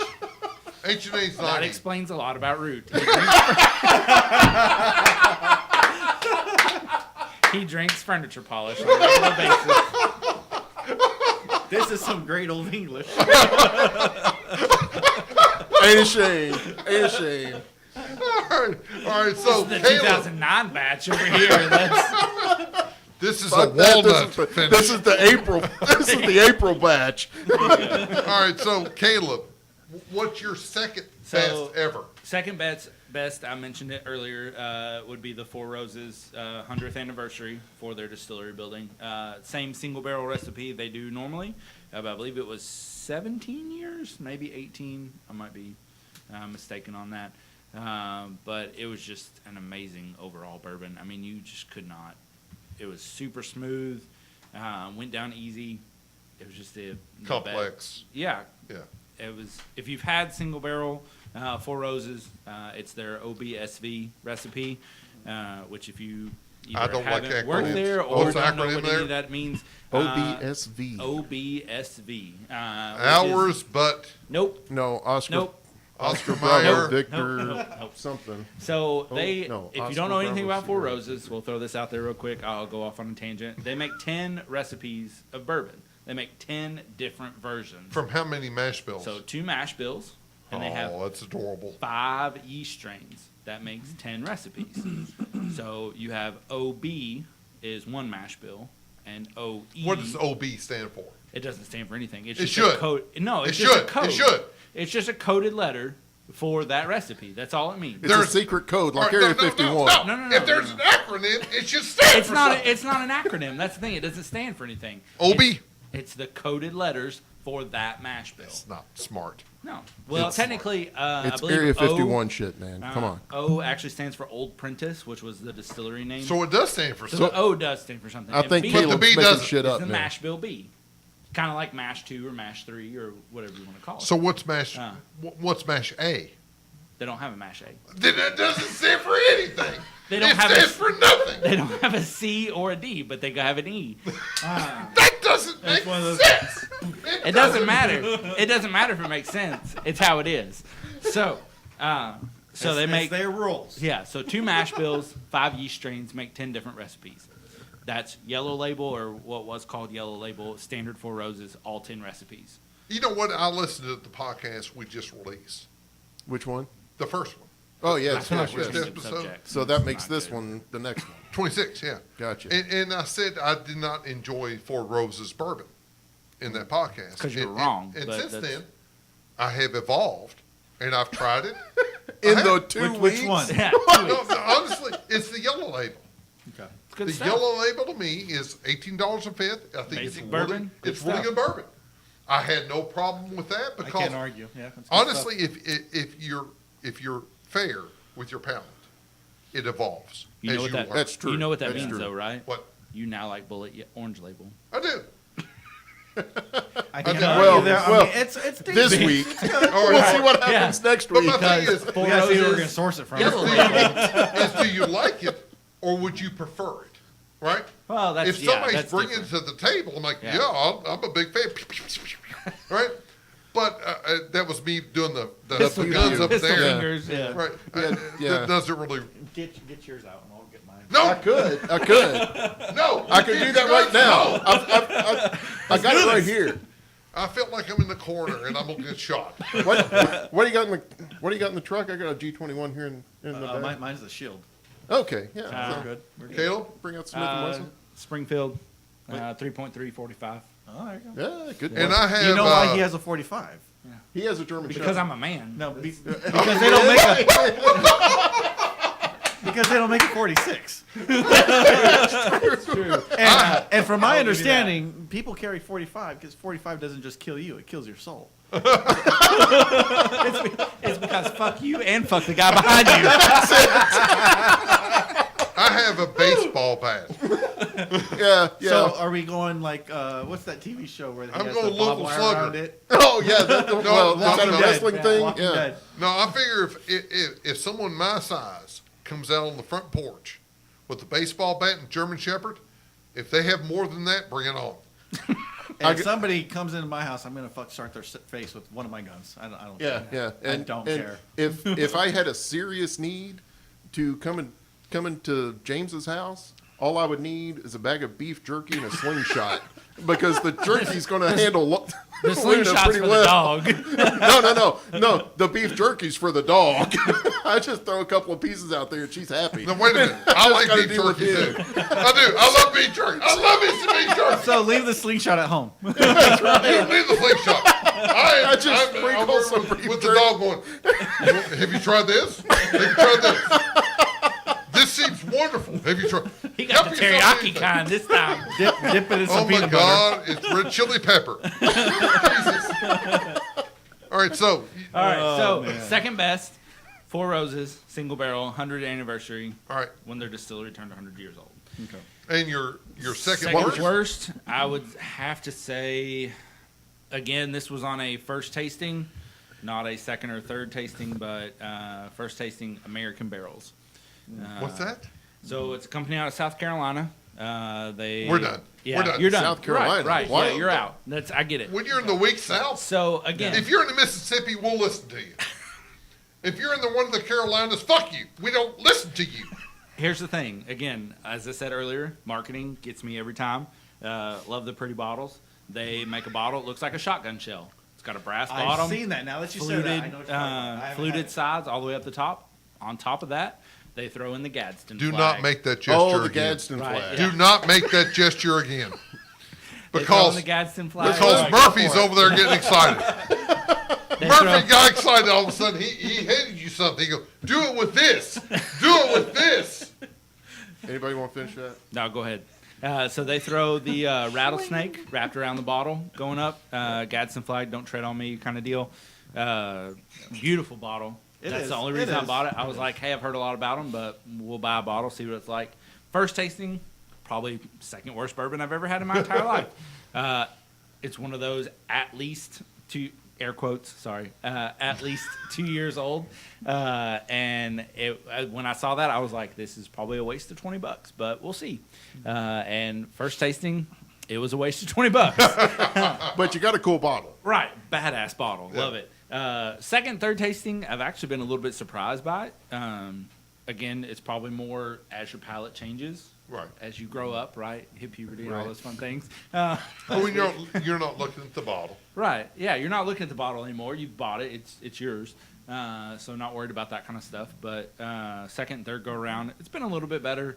But in all honesty, initial tasting, I would have to say it was probably one of the worst bourbons I've ever had. I just wasn't that fond of it. Fair. Fair assessment. So my second best bourbon I've ever had is, man, it's tough. It is tough. Eagle Rare 18 or 17, right? See, okay, that makes it hard because Wow. Root and I All right. probably never have a chance to get stuff like that. Shit, Well, right. It's Damn because right. it's because you're ladies. No, fuck you. No, You got to take the inside connection first. Yeah. I mean, No. Well, my I have God. a connection. you're I get that. you're very fortunate in that aspect. So the Eagle Rare 17. All right, Eagle Rare is a beautiful bourbon at It 10 is. years old. oh, Yeah. It is. It is. It is. But what it does in the last 7 years is amazing. It's harsh. Oh, yeah. It really is. And I will tell anybody, if you are gentle and easy with a bourbon, it will be gentle and easy with you. If you're aggressive, it will be aggressive with you. And that bourbon right there is one of the best bourbons I have ever had. I love a wheated bourbon. This is not that. But secondarily, it is just a beautiful, easy, complex bourbon unlike I've ever had before. I've got to question your whole weeded bourbon deal because Okay. you say that you're a weeded bourbon person. I am. But I have done tastings with you, and multiple times rye bourbons have won out. All right, but because I think that's a great point. I like that's this. a great point. all right, so my contrast to that is this: there is far more rye bourbons on the market than there are wheated bourbons. True, that is. All right, a so lot more rye. sorry. In one hand, you can name the wheated bourbons on the market, right? You can name the Buffalo Trace wheated. That's Yeah. one. Makers. Makers, right? Old Fitz All fits. Yeah. and Larceny. Yeah. Name some more. Wasn't Rebel Yell, aren't they? Yeah, maybe. yes. But does They that make really matter? Well, I mean, And It then doesn't this- matter. They suck. So This whatever. Legion and the Legion. I mean, With the dick cork. in which James has taken a liking to. all right, Yes. no, Rude mentioned it. He's currently cuddling it as we speak. Rude mentioned it. I didn't. It's because you're fucking cuddling it. But I mean, but there is far more rye bourbons on the market That is than true. there are wheated bourbons. oh yeah, there's a lot. Because it takes longer to let wheated bourbons get pretty Yeah, than it does rye. You can serve a rye bourbon in 2 years and it's really good. But wheat, if you serve that in 2, 3, 4 years, it's going to punish you. it's not good. So tell me this, and for the two of us, for me and Root at least, okay. Where Newbies. For where this we side of have the not- table. where we have not had a 17 Eagle Rare, and I know you can't really compare it to anything. Is there something that you can kind of give us a hint towards? You're missing out. I'm just gonna I mean, have I know that's I know that's the easy answer, No, there's nothing. but anything Honestly, that would be a hint towards of thinking, hey, this To is be a a- thing better. to be a very clear answer, there isn't. Okay, and that's Because fair. there is I a mean, difference between a mediocre or an everyday bourbon, Yeah. right? Yeah, absolutely. And a really good bourbon and a premier bourbon. There, When- yeah, absolutely. When you're talking about Couldn't what agree. Caleb Yeah, said couldn't was agree more. Pappy Van Winkle 23, and I'm talking about Eagle Rare 17, that's premier. Oh yeah, That's all day long. because you've hung on to it long enough that it becomes something different than anything anyone else has had. But the average Joe's not normally going to have one That's, of those. no, Agreed. that's your super premiums kind I mean of stuff. that's That's something. not- I mean, you guys are in the industry, so Right. So, Right. And I would agree with that. yeah.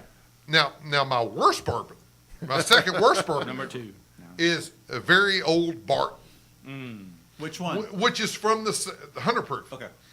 Is from the same distiller. All right, everything I've talked about so far is from the same distiller. The Weller 12, or William Lou Weller, is Buffalo Trace. What was my worst bourbon? No, it's not. Old Bardstown Barton? is Heaven Hill. Yeah. Yeah, Old Bardstown. But then you have Eagle Rare 17, Buffalo Trace, and then you have, it's just not good, Yeah. right? No, I mean, Very Old comparing Barton those is two from together, Sazerac no. brand. Yeah. It's just not good. I want to look and say it's 100 proof. It's bottle and bond. I like that. It's No. cheap. It's horrible. It is horrible. It's just bad. Yeah, it is. There was one night I So, was there was one night I was drinking that, and I remember shooting pool, and then I remember looking at people's socks. James and I had was- a very weird night. I was underneath the table. it's an average night in the all right. Reed's household. Oh, do that for Root, not me. No. He does not look like Alex. Is that a compliment? or- No, it's No. not. But anything from Barton Distilleries, I hate. nah, No, 1792. 1792 is some good stuff. Yeah. no. Horseshit. No, they're Horseshit. They're Okay. foolproof. Is Time pretty out. damn good. Before their bottle redesign too, I like the 1792. I will tell you this. I like I would Fulcrum. rather drink It tastes better if you like gin the bottle. off of a hairy woman's ass. What cellulite? Yes, Cellulite? because it puddles. That increases the aging process. Oh, it does. By seconds. I would minutes. rather anything that Barton puts out is shitty. Name one thing boys. I just did. They just did. 1792. They Yeah, just we did the just did. 1792. Would you? Yeah. Over anything else? Off an old woman's No, house, if, Even they'll over sell your you if off. you 23. literally had everything in the world in front of me, no, I would not pick 1792. Your But if you Pappy said- 23, the No. best bourbon you ever I'm had. just saying, No, no, for, no, for no, what no. it is, Wait, it's wait, good. Can- It's a can- good can I bourbon. help out here? It's a Go good ahead. For what bourbon. it is. For what it is. How about just BT 8-year-old? Yeah, I'd take 1792 over. Would yeah. you? Yes. Oh, well, you're a whore. I know, But I make that's good, a but I make statement. good money. You like you a cellulite ass. I agree, though. I mean, it holds With the occasional hair you gotta pick even out? at its price value and everything. Yeah. I don't have a problem with it. I think it's good stuff, and actually one of my wife's favorites. 1792. Well, she married you. and yeah, that's true. Well, that speaks to discretion right there. She's prior military also. All right, all right. That But, explains and then it. hers Four Roses also. Those are her two favorites. All right, so I can't argue the Four Roses. all right, No, so you can't. I have had visceral spots to my root. Yep. What about? What's your You're next third. one? Number 2. No, he Mike- Yeah, he skipped. He skipped. Did he? Okay. So he's got to do two. Because and he's three. a pussy. That's right. Okay. Yeah, well, Two no, and three. because How about you take 10 minutes to not be a pussy? So he's had 2 rounds. He's had six. to figure out Six what number people. He 2 was. cannot choose ours. All Yeah. right. So my Your second, best. Well, no, I've already Second talked best. about my best. Second It's only best. 12. Second best. The second best, Don't say bullet. Don't put No. Don't say Larceny. boogers. Don't say boogers or bullet. I got to say larceny. Oh God, he has It- no palate at all. It's brutal, All right, boys. Wait, but wait, I wait, love just the a bite. minute. wanna Boys, back I love myself the with bite. something. So I can't speak to larceny because the only larceny I've ever had It was sucks. no. So the only larceny I've ever had was literally the leftover of a bottle that somebody was like, I don't want to take this home. It was a 1.75. Because it sucked. And I was like, sure, I'll take it. And it's still in my cabinet. I literally took one shot from it. Give it to Root. And it's still in my cabinet. I'll take it. I'll There's take literally it. this much in the Go drink. That's a an pour. inch maybe in the bottle. And I just never drank it because I tasted it that one time and I was like, no, it's no. All right. So what's your third? Murphy, favorite? What's up? What's your thoughts on Larson? No. He's not going there. I'd say the last I time I did. had larceny, I No. mixed it with Coke and I still didn't like it. I ended up pouring the majority of it to my buddy Scott, Made my right? Coke Who's my taste closest bad. friend and just an awesome person. You know he's probably going to hear this because I'll That's figure out cool. who he is and send it to No, him. no, and he will hear this, but I mean, he is by far one of my closest friends. And I kept pouring it in his glass while we were sitting there talking. It was my brother-in-law stuff, and I'm barely sipping on it. It got him ass drunk off it. He ended up being late the next day to work. It was hilarious. Probably one of the best things, but yeah, I just not a big fan of it. All right, so your thoughts, Root. My thoughts on larceny? Why you chose it? Oh, I'm a huge fan of bite, right? I love, maybe it is the pain. I don't know. And I think we can all agree around the table that larceny brings that to any glass it's poured into. When you're the catcher. Yeah, you feel it. Oh, you do. Oh, you do. But I just appreciate the finish. I really appreciate the finish of larceny. I think it has a sense of everything that comes from it. I'm just a fan. I'm just a fan of Can the we do a fight. drop of what you said? Yeah. I appreciate the finish and everything that comes from it. Yeah, he was Yeah, talking about swallowing. yeah. earlier. Yeah, You know. All right, so larceny is a wheated bourbon, yeah. right? Yeah. It is. Which goes against what you like. You like a bite. Right, but there's no sweet. Yeah, there's no sweetness. in Well, larceny. that's It's interesting a- with it's it being a weird one. weeded. Yeah. But would they think- harvest it early. That's true. If you harvest a wheated bourbon early, it is aggressive. It's aggressive and If you Yeah. wait, then you get Weller 107. And then you water That's that down to get aggressive, green too. label. I was. But I still think It- it's easy at the end. Yeah. But you cannot But you can- harvest wheat. It was a lot more aggressive than I thought it would ever be. 107. That Weller 107 was. but I still like it though. I mean, Yeah. It's It's good. It's even good. with the youth of larceny, you Yeah. can still get that wheat taste at the finish. I think you like larceny because it's aggressive. That That is not typical to a wheated bourbon. but now he It's likes not. a lot of the higher rise and things that I- have a lot of bite, so it makes sense. right, It does. right. It But makes if sense. you wait, you said Weller 12 was your favorite. Weller 12's my Yeah. fave. It's not Absolutely. aggressive, is it? It's not, but you still know what you're drinking. Yeah, Yeah. you feel it when you drink Weller 12. You know what it is. You know from the get-go, you've got bourbon. Exactly. Yeah. Even though it is weeded and it's softer Yeah. and it's And- a little and, fruitier you know, and things the- like it- that. Not that I had to wait for anything because the caramels hit you as soon as you swallow it, but once it has a chance to really evolve on that tongue, you can taste the wheat and everything else that Yeah. comes into Weller 12. Yeah. With Larceny, it's like a punch in the mouth, right? He's still looking at the same damn picture. Oh God. Oh yeah. Okay, so this is going off the rails right about now. He's sitting there going, Oh dear Lord. Sorry, folks.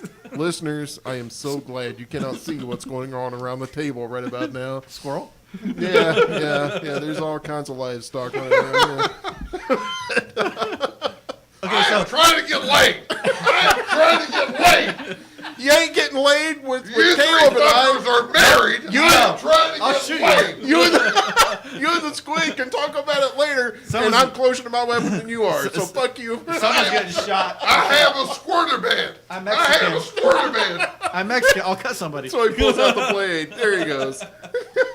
Okay, so wait, are we making him now go over your third favorite and then your bottom two? No, Or that are we gonna So go that was around your again? two. we That all was your talked two. about. Okay. We all talked about three, right? Yeah. Our favorite, our middle, So- and our bottom. No. We just talked about two. Yeah. Right. But you all talked about your three. So I'm No, So we we've have only one more gone through round. two. We have one more round. You should be on The two third and round. three. The third round. okay. So number two's Larceny. Okay, so what's No- your third favorite? Number three, dear God, I'm Your third favorite. my third favorite or my bottom. Favorite. No, third favorite. Third favorite. Third favorite is Heaven Hill 6. Okay. That's, Really? Of all the bourbons ever, Well, your okay. third favorite is Heaven Hill 6. Really? Really? He's still maturing. It's okay. No. Oh, it's cute. He's such an infant. If we want to back it down to that detail, then it's 107. Okay. Weller? Yeah. All right. But I mean, Well, then back it down. Then- It's about what you like the best. if the top three are those three, and So Weller 12? Weller 12, Larceny, and then All the right, all right, 107. all right. So, That's so okay. you And know. I knew you were going to have that response. No, I just knew- so you know, there is no comparison between Larceny In 107. and 107. Yeah. There I is just- none. Other than they're all weeded. Which is weird but for you know, me. Everybody's palate's different. And you know what? You'd like to think that you're a high rye guy, but you're not. You're all Apparently about the wheat. not. Apparently all not. about the wheat. About the wheat. Says James, who says he's about the wheat, but Yeah, likes right. rye bourbon. but you love the wheat. Apparently so. So- Apparently so. Now that we've been through this, yeah. Second and third worst. What's the worst? Yeah, second, third. Well, I even hate to go here to admit that I've actually purchased this and actually drank it, but the old Barton. No, not the I old had that. Barton. That but was the- me. Yeah, that was him. Yeah, Yeah. You cannot He choose said that. He It said was that. me. but- Did you have Barton or Bardstown? Oh, You that's a had good Barton, point. right? You had Old Barton. I had Very, old Barton. very old Barton. Okay. I had very Okay. old Barton. Okay. Very old. Okay. Well, Okay. okay. Then Very bad Barton. is very what I had. bad Barton. Very bad. I'll take it a step further down with the KG, All right. with the Kentucky Gentleman. Oh KG's God, my you're really buddy. going to the $7.99 bottle? Really? Yeah. KG's my buddy. So then what's your third? No. No? There is nothing lower than Murphy's over there KG. going, I know, I get "What's it. your I don't know. What's your 12? I sucked up some water off the All right, so sewer that counts as drain. 2 and 3. That goes 2 and 3. All right, Murphy. What's your number 3 best? My number 3 goes to Number old, 3 old worst. Ezra because that's what before you guys were saying Hey, I you had know- approved it. No, you guys said I had approved or be able to provide it. Remember? Right. So we took changed that the rule rules. out. We So changed now the rules. That's Murphy's Law. Yep. It only applies to him. exactly. So you got Kentucky Out Confiscated, Evan Williams 12, and Old Ezra 7-year. My third worst is actually I don't know if I can do this or not, but it's a toss up on 2. One being Wathans. Wathans? Yeah. Wathans is Yeah. really good. I can't get over it. I don't like it. It's a really pretty bottle. It's a pretty I bottle. don't yeah. even know I what just, that is. It's right an up Elmer Caleb's Feely alley. bottle. I just Okay. don't like it. So it's I- square. I can't. No. And then the other one is from the micro distillery, Bluegrass Distillers. They have a bourbon finished in hard cider barrels. All right. So, just so you know, Walton's wins. Oh God, that The just old sounds cider horrible. bourbon. It was horrible. Now they Yeah. gave this barrel. They had to give it away. No. They gave the barrel to a company that makes hard cider that was trying to do a bourbon finished hard cider. Then they got it back and then put bourbon into that. And so when they put bourbon into that, I was just like, you just murdered this entire product. Why would you do that? And then they also made a blue corn bourbon, Blue corn? which is also horrible. Just saying. But anyways, that's if I have to go with a reputable bourbon or something that's more known than Bluegrass Distillers, it would be Walton's. Walton's Oh, is wow. from, I think it was, I don't even know who makes it because I don't no, care enough. Walton's is from Willet. Will it? I think it's Willet. Okay. But you know what? Willet makes some damn good bourbon. I will They tell you do. what now. They Man. make some good stuff. I'm going to visit Willet on my side. Yeah. You know, and let me know when you do, but only after I pay for the other half. Well, I will because I'm going to pay him for the other half talking. of that 12 year. And, well, That's but- the notification. I'm just saying. and I Throw have, some money out. That's yeah, right. I just spent $700 on a truck. Okay, so it's going to be a Let it go, fucker. Just let it go. I can't. No, All right, you bought a baby truck. Accept it. I did. I knew that was coming eventually tonight when I pulled up behind this fucking Caleb, giant of a give it here, pickup. right here. You know what came up? That Baby Shark song? Baby Truck? No. Yeah, I earned that. That's fair enough.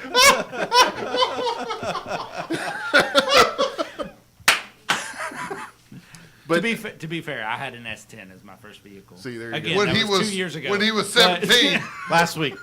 no, you see, When he was 17. my Chevy Colorado's done everything I've needed it to do. I Except don't need to for- fucking That's all you haul a need. boat. That's all you need. Right. It's 15 years old, Oh. 175 miles, Oh, I was 175,000 like, wow, miles. that's great mileage. Right. Where the hell did 175,000 you miles. go? And He took it to Indiana and back. Woo! All right, so Caleb, Sorry. Yes. third. you're Worst. third. I'm on third. Third best. Kentucky Spirit by Wild Turkey. I got to throw them in. So You know what? I've heard good things. I've never had it, though. to say it. I will tell you right now. I thought the third option was the worst bourbon we have ever had. I No. thought it was Top top, three. middle, No, and it's bottom. third best, Third best and worst. third worst. Okay. Yeah. So third best, I would say Math. Yeah, I'm not good at that. Kentucky Spirit Wild I look Turkey, like I'm throwing and that is because Well, you're I Mexican, so- I can get it. Hey, jarheads. Shut Not your Jarhead, head. you son of a bitch! Not Jarhead. It's a you got Army, you got Navy. You are- We are not Marines. Throwing To be out fair, some we are the Marines offensive Uber. remarks so. here. Oh, well, that's true. That's true. We always come to the rescue of the Marines, one shape or another. We're the peacekeepers over here. Go ahead, Caleb. So again, Kentucky Spirit Wild Turkey would be my third best, but that is more of an availability issue Sure. and drinkability issue. Yeah. It's great to drink straight. It's great to do whatever with. You know, you can mix it if you want to. Not really my recommendation, but you can. But I like drinking it straight. I can go out to the liquor store any day of the week, and I can pick it up. It's there. It's readily available. And it's good stuff. If I had to throw in another kind of equal tier to that, I would say the Four Roses single barrel. Just out of the As your worst? no. Okay. just- No. no. No. I thought we were going to have a fight there for a second. I think No. Murphy started taking off his shirt. I don't know what happened there.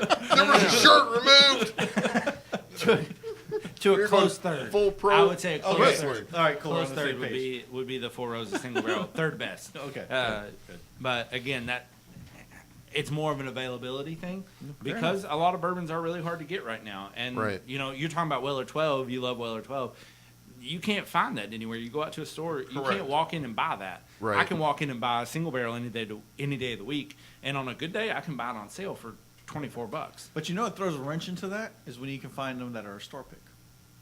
All right, Yeah, the store store pick, pick. I do want to get into those. all All right, all that. right, You know, can- I do. can- I can- like can it. I reason- take this? Well, Can I take the this? No, go well, for it. time out. The reason why I don't get into store picks is because some stores know what the hell they're doing, and other stores don't. If you That know was the not- store that well, was not time out. if you know the Right. store I'm like, well all enough, right, all right, look, wait. All right, so And we almost lost control here. there's a liquor store. No, we're new. We're taking over. Let's just paint a liquor store, all right? They have 4 employees, of which most of them chew tobacco. You got late night Tammy. Right. And the big fat Karen, She's supporting her 2 kids through high big school. fat Karen. they got to go to Yeah. college. There's a Todd, Yeah. Why are you Todd's pointing in the fuck at me? which nobody respects Todd, there. right? No. And he's still pointing at me. Right. So Todd's the opener. He comes in the morning. right. He He gets has no everything job, set up. so let's right. do this. Yeah. But And then you got the store picks owner. mean That's it. dilly shit. Yeah. I still like them though. Why? The Sometimes. store pick, dude, Sometimes. just pull the name out of the there fucking is that basket. chance where you get a good one. Because somebody Because picked it's a something. fucking lottery. But it's a chance. If I can That's taste it true. first, okay. It is true. But if I can't taste it first, no. I'm No, not I trying. agree. I have had actually more than a few occasions where I've gotten a store pick that I've liked it better than the side by side. Because you're It's- fucking trolling the opening of the store. Who doesn't? Who wants to find a good damn bottle? Don't tell me you don't know the fucking delivery routes and shit. Yeah, fair enough. Come on. He doesn't. No. Bullshit. You know why? I can You know look it why? up. Because Root doesn't get out of his damn basement. If you want good bourbons, you have to know that kind of stuff to actually find this shit. Because you're not going to find it unless if you're in the industry. If Oh, you can wait, taste That's it first. why I have It's harder James. to find. Wait. If you want good bourbon, buy the shit that is on the shelves. Yeah. Yeah, I get that. It's not the store picks. It's not the single barrels. It's the stuff that is readily produced. And- Because that is what the distillers put out there that they know they will make money on. There's And a the harder to reason find they stuff. You bottle have to that know stuff. that extra. And James and I were sitting out on the porch the other night. It was actually when I tasted Weller 12 the first time. It's pretty, wasn't it? It was. It was gorgeous. You guys did And- that outside? We did. Yes. No. Well, I like record the podcast and stuff outside. No. Oh, no. okay, that's no, why. no, That's why I was no. like, wow. It was They're our drinking private. that night. It was our private time. It was. Back away from It it, was fucker. pre-show before. That's what that bed's for. Yeah, I was gonna say, they Before came the down to fucking this bed, squid brought the bed. Japanese dick into the house. Hey, James damn near ate the Japanese dick. No, I didn't. I smelled it. I didn't eat it. But James told me one time, and I can't remember who it was that said it, but the best bourbon you have ever drank is the best bourbon you've ever drank. Right. You have to ingest this shit before you determine what's best for you. It doesn't matter what any of the 4 of us have to say Yeah. about It's what personal our preference. favorite bourbon It is. is. It It is. is. It's all about the personal preference thing. Yeah. Because to me, to Root's point, it's about what I can find and when I can enjoy it. All right, so I really appreciate the Legion and the Henry McKenna that you all brought. But at the end of the day, I want something that I can drink, Yep. right? Yeah. It's not single barrel. It's not special release. It's not anything. Allocated or anything Right, like that. right. Yeah, absolutely. It's Absolutely. about what I can You can enjoy. walk into the store, you can buy a bottle, and walk out. Last question. Hold on, I haven't got my number 3 yet. No, stop. Caleb, stop. So far, you have been with me. Stop. Other side of the table. So, You see how the other side of the table here, Murphy, they have issues. no. Murphy and I, we're on the same page over It's here. because you're anarchist. Probably. So, But- the one I can agree. bourbon that you can find that you want. right. The one bourbon that we can find. That we want. Not the Yeah, no, I hear you. Right? Yeah. Root. That's every time I go to the liquor store, unless Bullet. no. If, The one bourbon no one has ever needed. There's a reason there's a bunch of it on the shelf. if I'm just going to the store Heaven Hill. looking for some bourbon to drink for the weekend, Hill 6. it's Heaven Hill 6. There you go. All the time, all Murphy. Right here. Okay. Old Forester, 1920. Now, that's not on the shelves. Yes, ever. it is. It is right now. Yes, It is. It is. I've seen it up 1910. there. How much is yours, 1910. Root? 13. How much is yours? 55.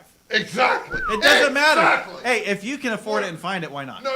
It's we're because he's a we're fucking state bourbon employee. drinkers. He's making all the fucking cash. At the, We're rolling in it, state employees. You know it. Yeah. at the end of the day, You make that state money. Yeah, that sweet, sweet state money, right? At the end of the day, it's about what you can afford and what is Oh, yeah. available. That's it. That's And it, exactly. 1910 is not. That is the hardest one. 1920. So what's the other one?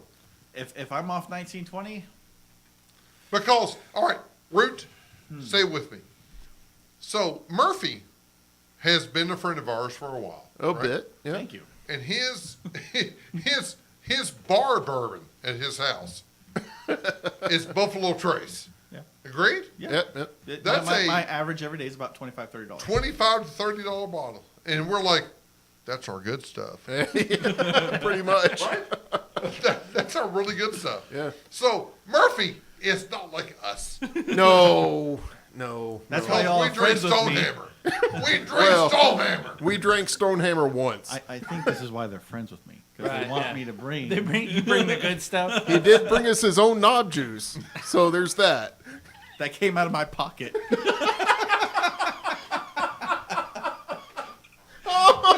He couldn't even. James couldn't even answer that. He had to duck away. Oh wow. Where were we? All right, so something. Walk in Okay, the store. if it's pull it not off the shelf. 1920, can I go off of bourbon and it's still whiskey? No. Okay, damn. No, it's about bourbon. Damn it. It's a bourbon show, damn it. I know, but Can I go to rum? we mentioned No. a couple. Well, he's a squid, so he's going to go to Rome. That's true. Crap. I'm trying to think. Yeah, you You know can't what? think now. McKenna. You can't find that. Oh, fuck. Come on. I've got a bottle. Of You Brown. can't. All right. So something else that's readily I had a bottle. Okay, no. Four Roses. Wait. I had a bottle. And now it's gone. Now it's gone. Four Roses Select would be the next one. And yes, you can. Find The that. It's small batch everywhere. select or the Small batch select. That's Yes, good stuff. that is very good stuff. All right, That was so my next one. Caleb. So walk into the store, pick it up off the shelf. It's going to be Four Roses single barrel, just their standard run of the mill. It's good stuff. So it is good. It's a nice age, no age statement on it, but it is a single barrel, so they could put an age statement on it. But I think everybody is So- is veering away from the age. yeah, everybody's moving away from age statements, so it's not a big Do you deal. but- really think it's less than 3 or 4, though? No. No, It's no, it's no. 8 to 10. I was gonna Yeah. say I know Every it's bit up of there. it. Yeah, it's 8 to 10 Now, at do you ever least. see things like 12 year going away from actually stating that? Yeah. Well, I don't see that. I think 12 year will stay with the age statement because it's Hell, about anything over It's 10 their year. brand. I mean, that's No, it's a matter. Federal regs said it's about the minimum age of what you're blending with it. Yeah. So if you're Even having though it a has a 12 year 20 and year. 8 year, it has Yeah, to be so- 8 year, Yeah. right? Yeah. So all right, so yours is So what? yeah, walk into the store, pick it up off the shelf. It's going to be Four Roses single barrel all day, that's a good one. because you walk into the store, it's $32 to $34 a bottle. You catch it on sale, it's $24 a bottle. It's not a bad price at all, especially for what you're getting. You really can't beat it. Now, yeah, you can walk into the store and you can buy a $14, $10 bottle of bourbon all day long, but you put those two to comparison with each other, that single barrel is going to beat it every time. So for the extra $10, I would go with the Four Roses single Absolutely. barrel. I think I'd it's a agree. fair statement. Yeah, absolutely. So for mine is Johnny Drum. You know what? I The knew first you were going time, yeah, there. the first time that we really started talking, Right? you would not shut up about Johnny Drum. And I bought a couple bottles since then and recommended it to my friends, and it's one of his favorites. I But figured still, that or it's JTS good Brown, stuff. one of the two. Brown's No, not bad. To me, Johnny Drum is the best value Yeah. in bourbon on the market. If you can find it.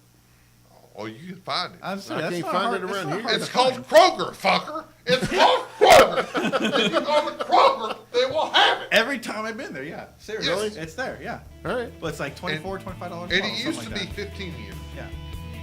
Now they I don't think show it's that. probably 9 to 10 Yeah. years. Yeah, it's Right? different. But it is a fruit bomb. It's Ooh, really pleasant. It's complex. It is complex. That's what drew me to